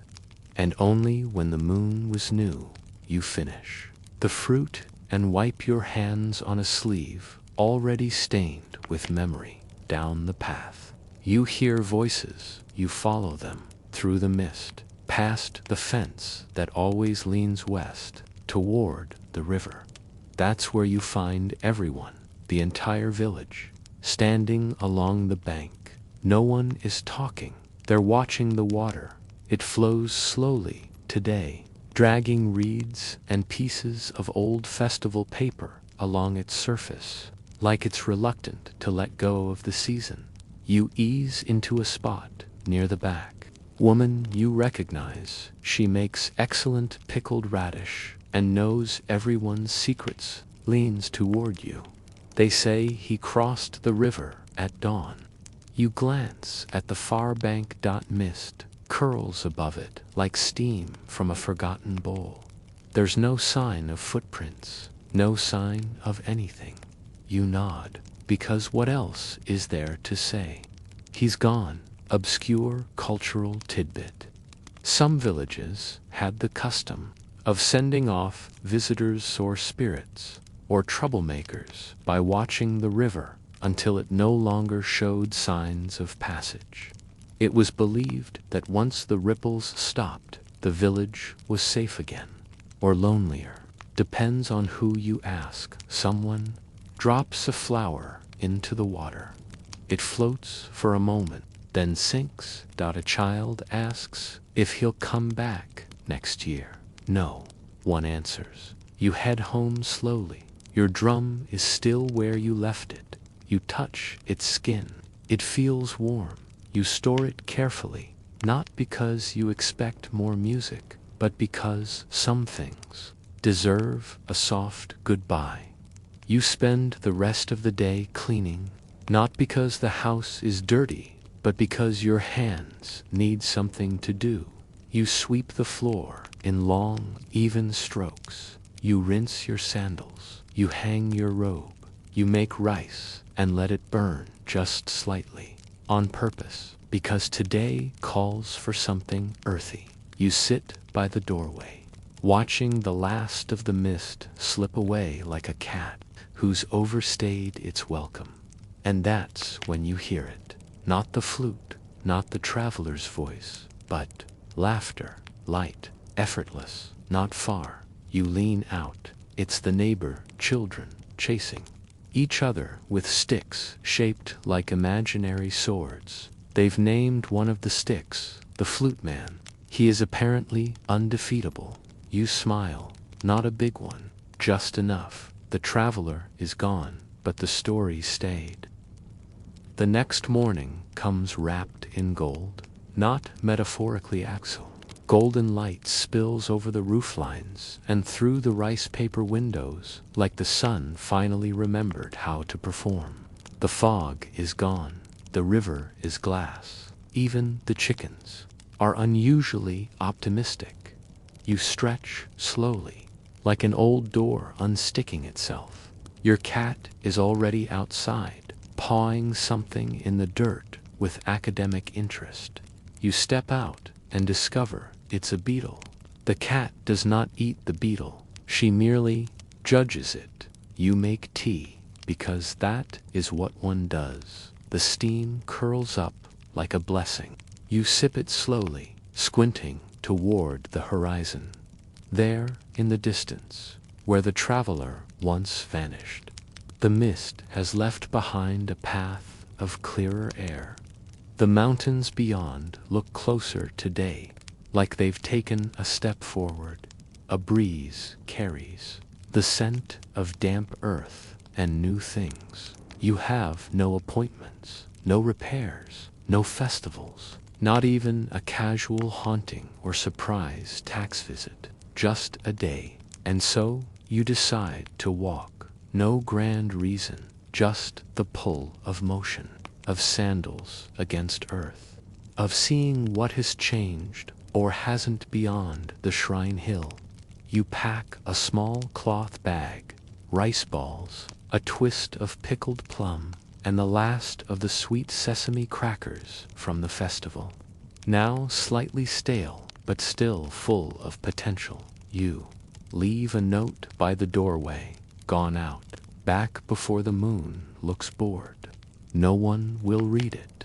That's not the point. The road you repaired not long ago greets you with familiar bumps and uneven friendliness. The grass has begun reclaiming its edges, and one of the stones you set is already loose. You nod to it in disappointment. It does not apologize.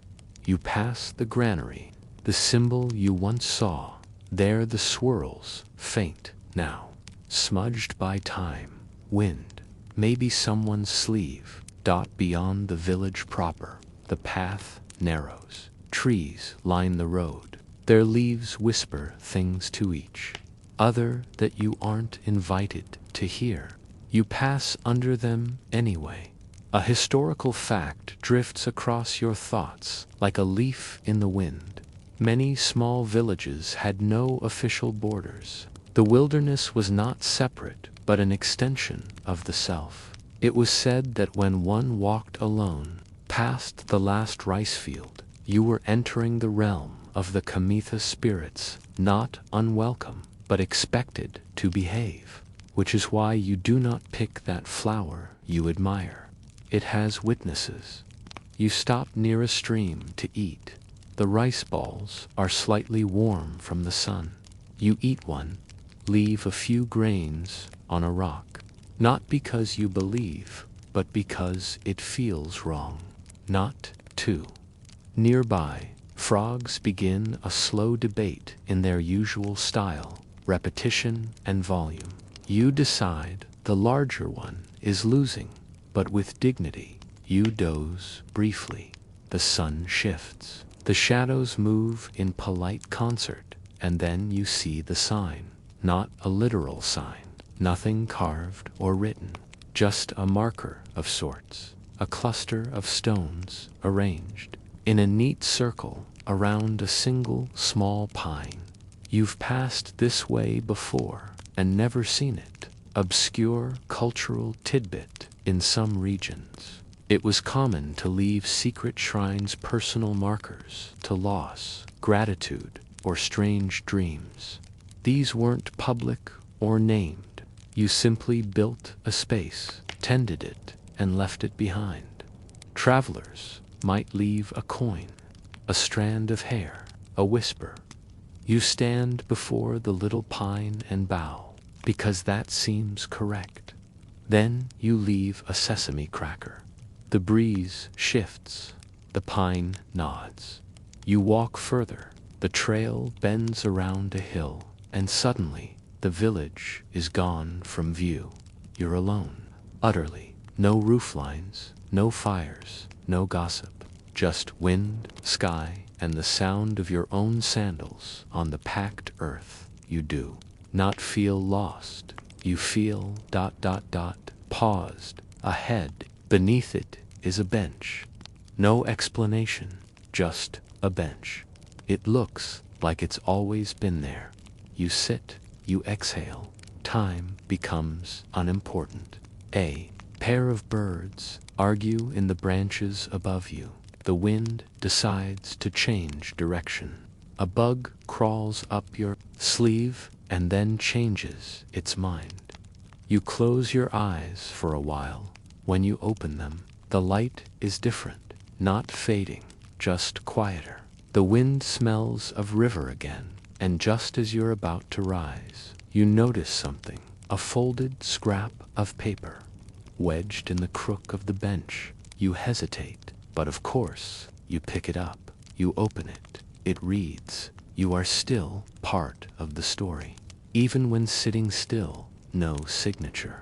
Just that you hold it for a long while, letting the weight of the paper tell you what it knows. Eventually, you rise. The walk back feels shorter, but heavier. You return home at twilight. The note by your door is untouched. Your cat is asleep. Your tea has cooled. The sky is the color of a poem you almost remember. You light a lamp. You eat quietly, and later, as you lie down, the note rests under your pillow, not because you expect dreams, but because you wouldn't mind if one came. Today it rains, not dramatically, not the kind of rain that drums war rhythms on rooftops or sends villagers into urgent scrambles to save the laundry. This is a soft rain, a thoughtful drizzle, the sort that mumbles against the leaves and makes the stones look like they've just remembered how to breathe. You remain indoors, wrapped in a robe that has seen better mornings, cradling a bowl of miso soup that is mostly broth and memory. Your cat watches the rain with one paw raised, as if she might someday do something about it. She will not. Rainy days in the village are not idle. They're rearranged. The forge is silent.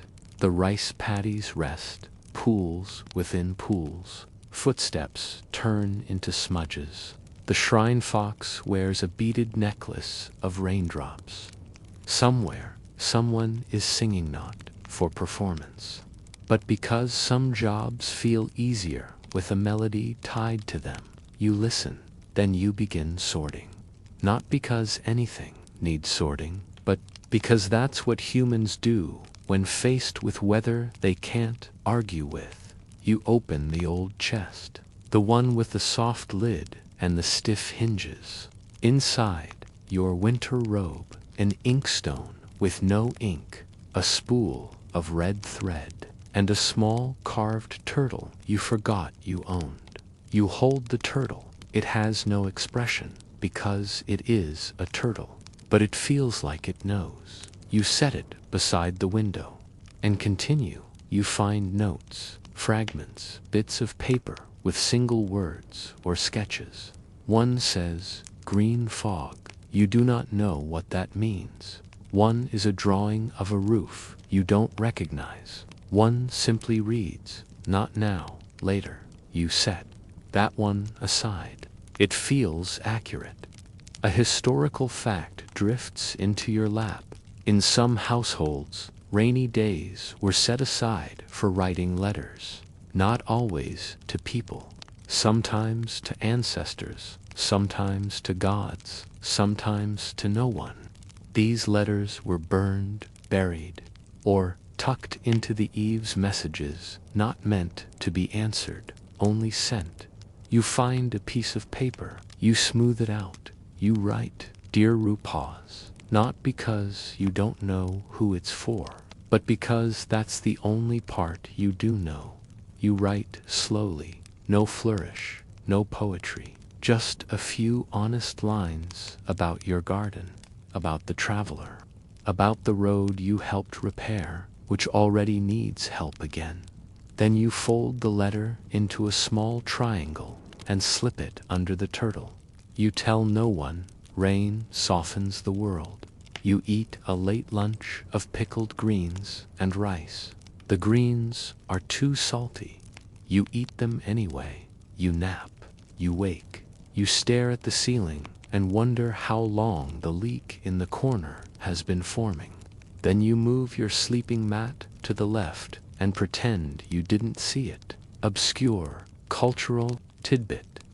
Some believed that raindrops carried the voices of the dead, that a soft storm was actually 100,000 whispers from the other side, not all at once, more like echoes filtered through water. Which makes sense, because today does feel like someone is gently reminding you of things you meant to forget later. The monk visits, he does not knock, he simply appears in your doorway. Shōgun says, "I heard your roof leaks." You offer him tea. He accepts. You sit together in the near dark, listening to the rain bounce off the awning. After a long pause, he says, "Did you know worms surf during storms?" You raise an eyebrow. They come up from the earth and ride the water, not just escape. They ride it like travelers. He sips, maybe even like messengers. You nod, or at least you think you do. He leaves after finishing his tea, saying, "Nothing else." You close the door behind him. The rain has lightened. Now it falls in a rhythm you can walk to. You retrieve the triangle letter from beneath the turtle, just for a moment. Then you walk to the shrine. The fox greets you with its usual sculpted disdain.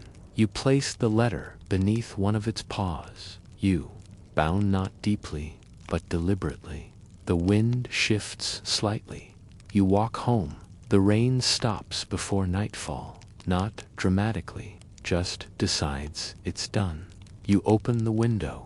Fresh air drifts in.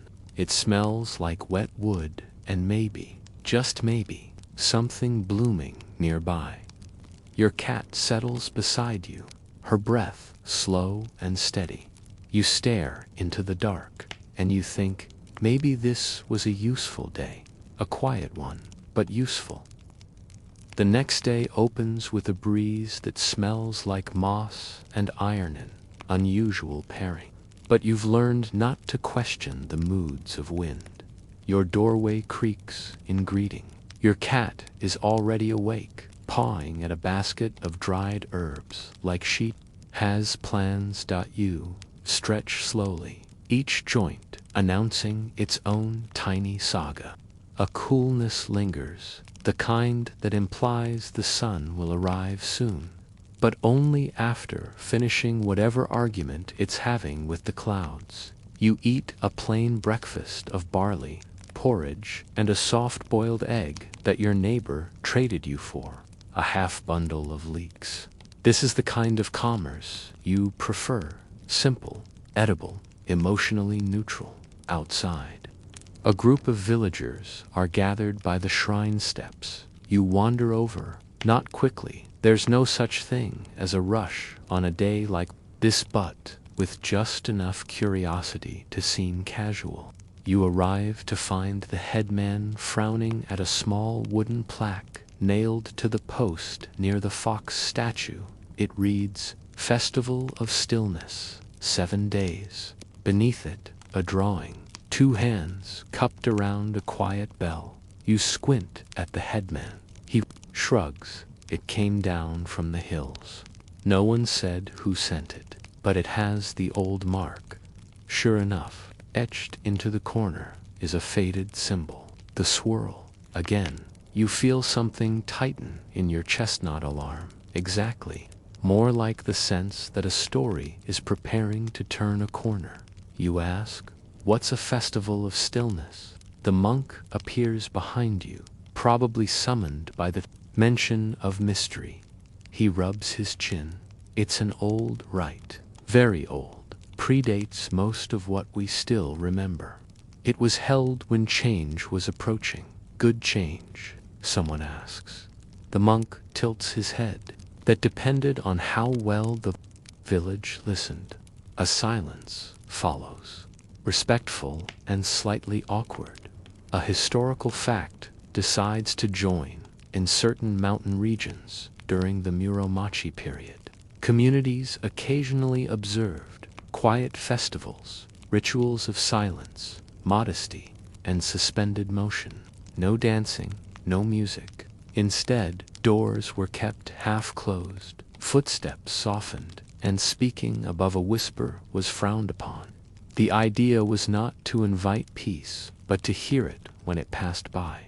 You walk home slower than usual. You start noticing sounds, the way the gate creaks, and then sighs closed, the crunch of sand beneath your heel, the low rumble of your stomach reminding you that barley porridge is more metaphorical than filling. You sit on your stoop and breathe. Through your nose, the air is still. You don't know if the festival has started, but something has dot later. You take a walk not far, just to the edge of the rice paddies. The fields are green and loud with frog gossip. A heron stands knee-deep in mud, absolutely sure of its place in the universe. You bow slightly to the heron. It ignores you. Rightly so. You find a smooth stone near the embankment and sit. You don't do anything. You just sit. And in that stillness, you begin to notice things. The way the clouds shift in silent currents above, the sound of water moving through roots beneath your feet, the realization that your shoulders are never not tense. You let them fall. Obscure cultural tidbit. In some places, villagers believed the spirits of ancestors could only be heard when the village was silent for 3 days. On the 4th day, someone would sing a single note in the square. If the wind replied by shifting, or shaking a branch, or knocking a spoon from a shelf, it meant the ancestors had heard, or at least that they were amused. You return home. You eat a small dinner of dried sweet potato and bean curd, chewing slowly, not because it tastes amazing, it doesn't, but because it feels correct. Your cat curls in a ball beside your mat, tail twitching in half-dreams before bed. You find yourself writing again. You don't know to whom. You simply write, "I'm listening." You fold the note. You place it on your shelf. You turn out the lamp in the dark. You hear the faintest sound. It's not wind, not footsteps. It's the sound of the village, breathing with you. The festival hasn't begun, or maybe it has. Maybe you're already inside it, and maybe, just maybe, it's listening back. The village wakes differently now, not with bells, not with shouting children or the squonk of the fish seller. The festival of stillness has taken hold, not in any official way, but in that quiet, collective agreement only small communities can pull off without speaking a word. A shared hush. Even the birds seem to be complying. You wake without needing to. The light enters the room like a guest who doesn't want to intrude. Your cat is curled by your knee, perfectly still, as if she's taken a vow. You move through your morning with care. Pour the water slower. Chew quieter. Even your sandals seem to muffle themselves against the path.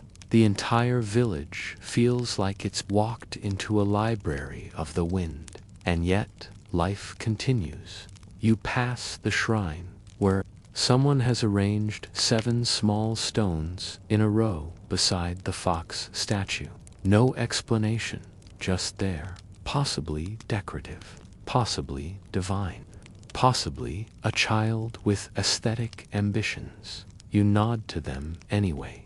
The square is quiet. A few people sit doing nothing in particular, but not quite loitering either, just being. There's a kind of reverence in it. Not sacred, exactly, but respectful. You join them. No one speaks, and that's fine. The monk wanders through, carrying a bundle of herbs and a teacup. He smiles, offers the tea to the nearest person, then keeps walking. No one breaks the silence, not even to thank him. A historical fact whispers into the folds of your robe. Records from certain mountain monasteries describe a ritual of deliberate stillness practiced by villagers once every few years. Participants avoided mirrors, music, and sudden gestures. The goal was to become like stone and listen for what moves underneath. You sit a little longer, trying to do just that. You don't hear anything profound, just wind and the shush of trees, and the occasional cough from the headman's house, which ruins the moment but also grounds it. After a while, you stand and walk the western path toward the moss garden. You haven't been there in weeks. The path is narrow, a little overgrown, as if the earth wants it forgotten. But you remember, the moss garden isn't grand, just a shaded grove where the ground is covered in green, so soft it looks borrowed from a dream. No shrine, no gate, just moss and stones, and an old stump someone once said belonged to a very important tree. You remove your sandals before stepping in. It feels like walking into a thought you'd meant to finish. You sit beside the stump. A spider moves across your knee.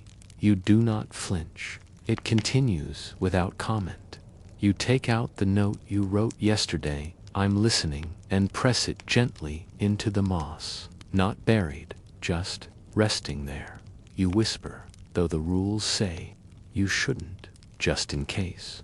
A breeze shifts somewhere above. A leaf lets go. You stay until the shadows change shape. Obscure cultural tidbit in some forgotten corners of the countryside.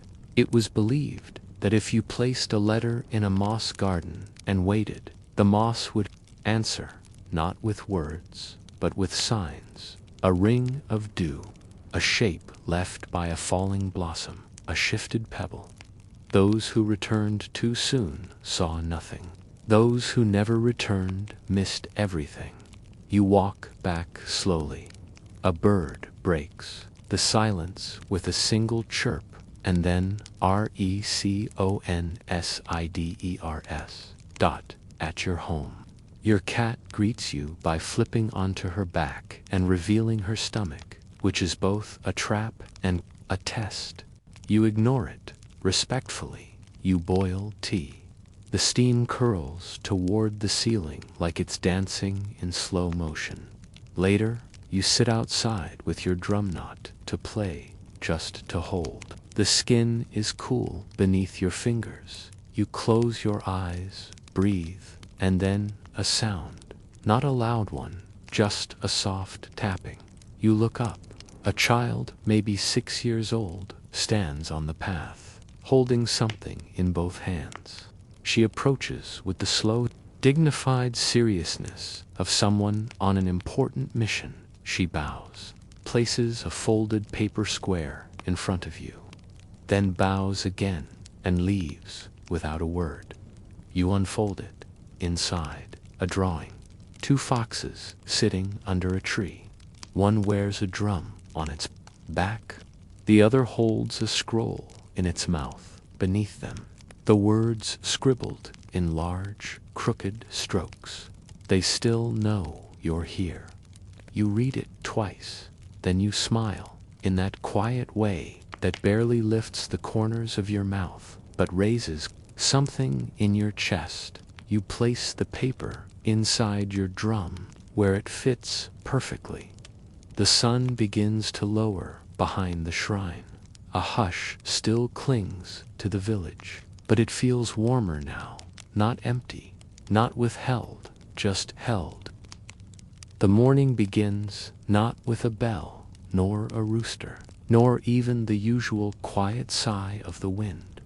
It begins with stillness so complete that even the insects seem to have suspended operations. You wake to find the world paused, as though it's waiting for a cue, not the dramatic kind, a small cue, a blink, a breath. You remain under your blanket for longer than usual, because the air has that strange clarity that makes movement feel like a risk. Your cat is draped across your feet, dead asleep, her nose twitching at something far away, perhaps the echo of a dream about fish. Eventually, you rise, slowly. Today is the 7th day of the Festival of Stillness. You don't need to be told. You can feel it. The air is listening. You eat a silent breakfast, steamed rice, miso with radish, and a piece of yesterday's pickled plum that has mellowed overnight into something almost contemplative. The square is empty when you pass by. Even the shrine fox has had its offerings removed. Just the clean stone, now eyes half-lidded, mouth curved in a smirk that seems more knowing than usual. You notice something curious. A single thread stretched across the square from one post to another. It's red like festival cord, but thinner, almost invisible in the right light. No one touches it. No one speaks. You sit near it, letting the breeze comb gently through your sleeves. A historical fact sits down beside you like a quiet friend. Some villages in the Sengoku era used a red string ritual to end periods of silence. The thread was stretched across the village square and remained until the first person broke it symbolically, by passing through, or literally, by walking through it. Who crossed it, and how, was said to shape the nature of the months to come. You don't move, not yet. Instead, you walk back to the moss garden. You half expect the note to be gone, or changed, or covered in dew.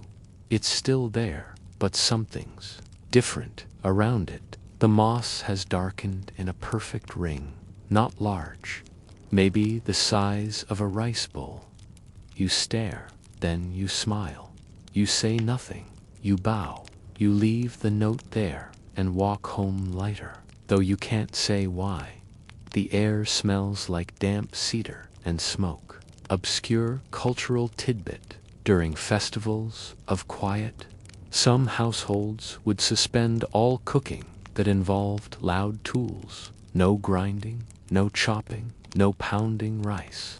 Meals were simple and cold. This was not seen as a hardship. It was believed that quiet food helped you hear things inside yourself. You usually drowned out with flavor. You nibble a cold sweet potato at midday, sitting on your stoop, feet bare against the warm boards, that the cat climbs onto your lap without asking, circles once, and settles. You hear the sound of wood being tapped 3 times, not a knock, a signal. You glance up. The monk is walking slowly across the square, a small bell in his hand, not ringing it, just holding it in his palm. He approaches the red thread. Everyone in the village has gathered now, in ones and twos and clusters. No one speaks, not even the children. The monk stops before the thread. He bows. Then he raises the bell. It does not ring. He places it on the ground. Then he steps forward, and with deliberate grace passes beneath the red thread. It brushes the top of his head. It wavers. Then it breaks. The thread falls silently, and that's it. No applause, no chants, no dramatic shifts in the weather, but something lifts. The village exhales. A breeze stirs through the trees, like someone opening a curtain. People begin to move, not loudly, not quickly, but with the permission of sound returned. Shoes scuff. A child laughs, once before clapping her own mouth in mock horror, and someone sneezes like a cannon, which feels both sacrilegious and necessary. You walk home with the cat still tucked under your arm. At your door, you find a bundle of mochi wrapped in a green leaf. No note, just a small stone placed on top to keep it from blowing away. The stone is smooth and warm. You eat the mochi slowly. Then you do something you haven't done in many days. You hum just a few notes, quiet, uncertain, but it feels good, like returning, like remembering your own voice. That night, you light a lantern and leave it by the window, not because you expect visitors, but because stories often wander in when there's light to follow. You fall asleep with the window cracked open, and for the first time in a week, the wind carries voices again, not words, but laughter, soft, welcome. The final morning arrives like a slow wave, soft, inevitable, gently lapping at the edges of your sleep. You wake before the sun, not out of duty, but because something in your bones hums with quiet readiness. The world outside your paper door feels balanced again, not silent, not loud, just breathing. You rise. The cat is already gone, off on some early errand known only to her and perhaps the fox at the shrine.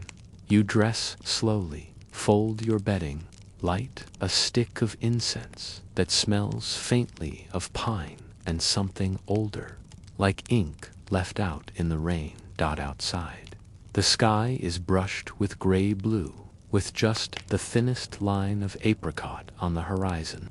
The trees shiver. The earth, damp from last night's mist, gives gently under your steps. You walk to the square one last time. It's empty. For now, only a few stray petals from the mountain peach tree drift through the air, too slow to be dancing, too graceful to be falling. You sit on your usual bench, which has started to lean ever so slightly to one side, as though it too is preparing to rest. You place your hand on your knee and feel the pulse of your own stillness. You think about the traveler, the man with the flute and the feet to bear for scents. You think about the thread and the moss and the note that said they still know you're here. You think about how small your world is and how deep it has become. A historical fact settles beside you like a final guest. In the Edo period, poets sometimes ended their work with a kigoa, seasonal word or image meant to anchor the verse in time and evoke emotion without explanation. It could be as simple as snow melting or plum blossoms opening, entire stories folded into 3 words. Your own life, it seems, has been a slow poem made of such moments. Soft shoes on damp steps, a child's drawing, the break of a red thread, an unanswered letter tucked under moss, a bowl of rice eaten in silence, obscure cultural tidbit in certain mountain villages. Elders were once buried, not with grand ceremony, but with a simple walk to the edge of the woods, where a bell was rung 3 times. No eulogy, no songs. The belief was that a life well lived spoke for itself, and that the spirits, if listening, already knew every story. You sit and sip the last of your morning tea, and you let the world continue without asking it to change. There's no need. You've already walked it, quietly, with eyes open, with ears ready, and now, perhaps, it's time to rest. Wind down 300 words, so here we are. The sun sets without hurry, casting soft gold across the thatched rooftops, gilding the puddles in the road, and the curve of the riverbank. The lanterns begin to flicker to life. one by one, each flame a small heartbeat against the coming night. You've wandered far, though the steps were few. You've sat still and listened. You've remembered to breathe. Maybe you've smiled once or twice, and that's enough. Maybe you've forgotten something just now, and that's a kind of peace, too. Outside your window, the crickets begin their measured chorus, like 1,000 monks softly reciting the day's last prayers. The trees whisper a lullaby of leaf to leaf. Your cat returns and curls beside your leg, warm, quiet, whole. Somewhere in the village, someone sings a single note, just one dot. The wind answers. A door creaks. A baby sighs in sleep. You're part of it, still and always, so you close your eyes. You let go of the red thread. You let the moss grow. You let the drum fall silent, and you let yourself drift not away, but deeper into the slow pulse of time, into the softness of night, into the warmth of being here, now, exactly as you are, still and known. Good night.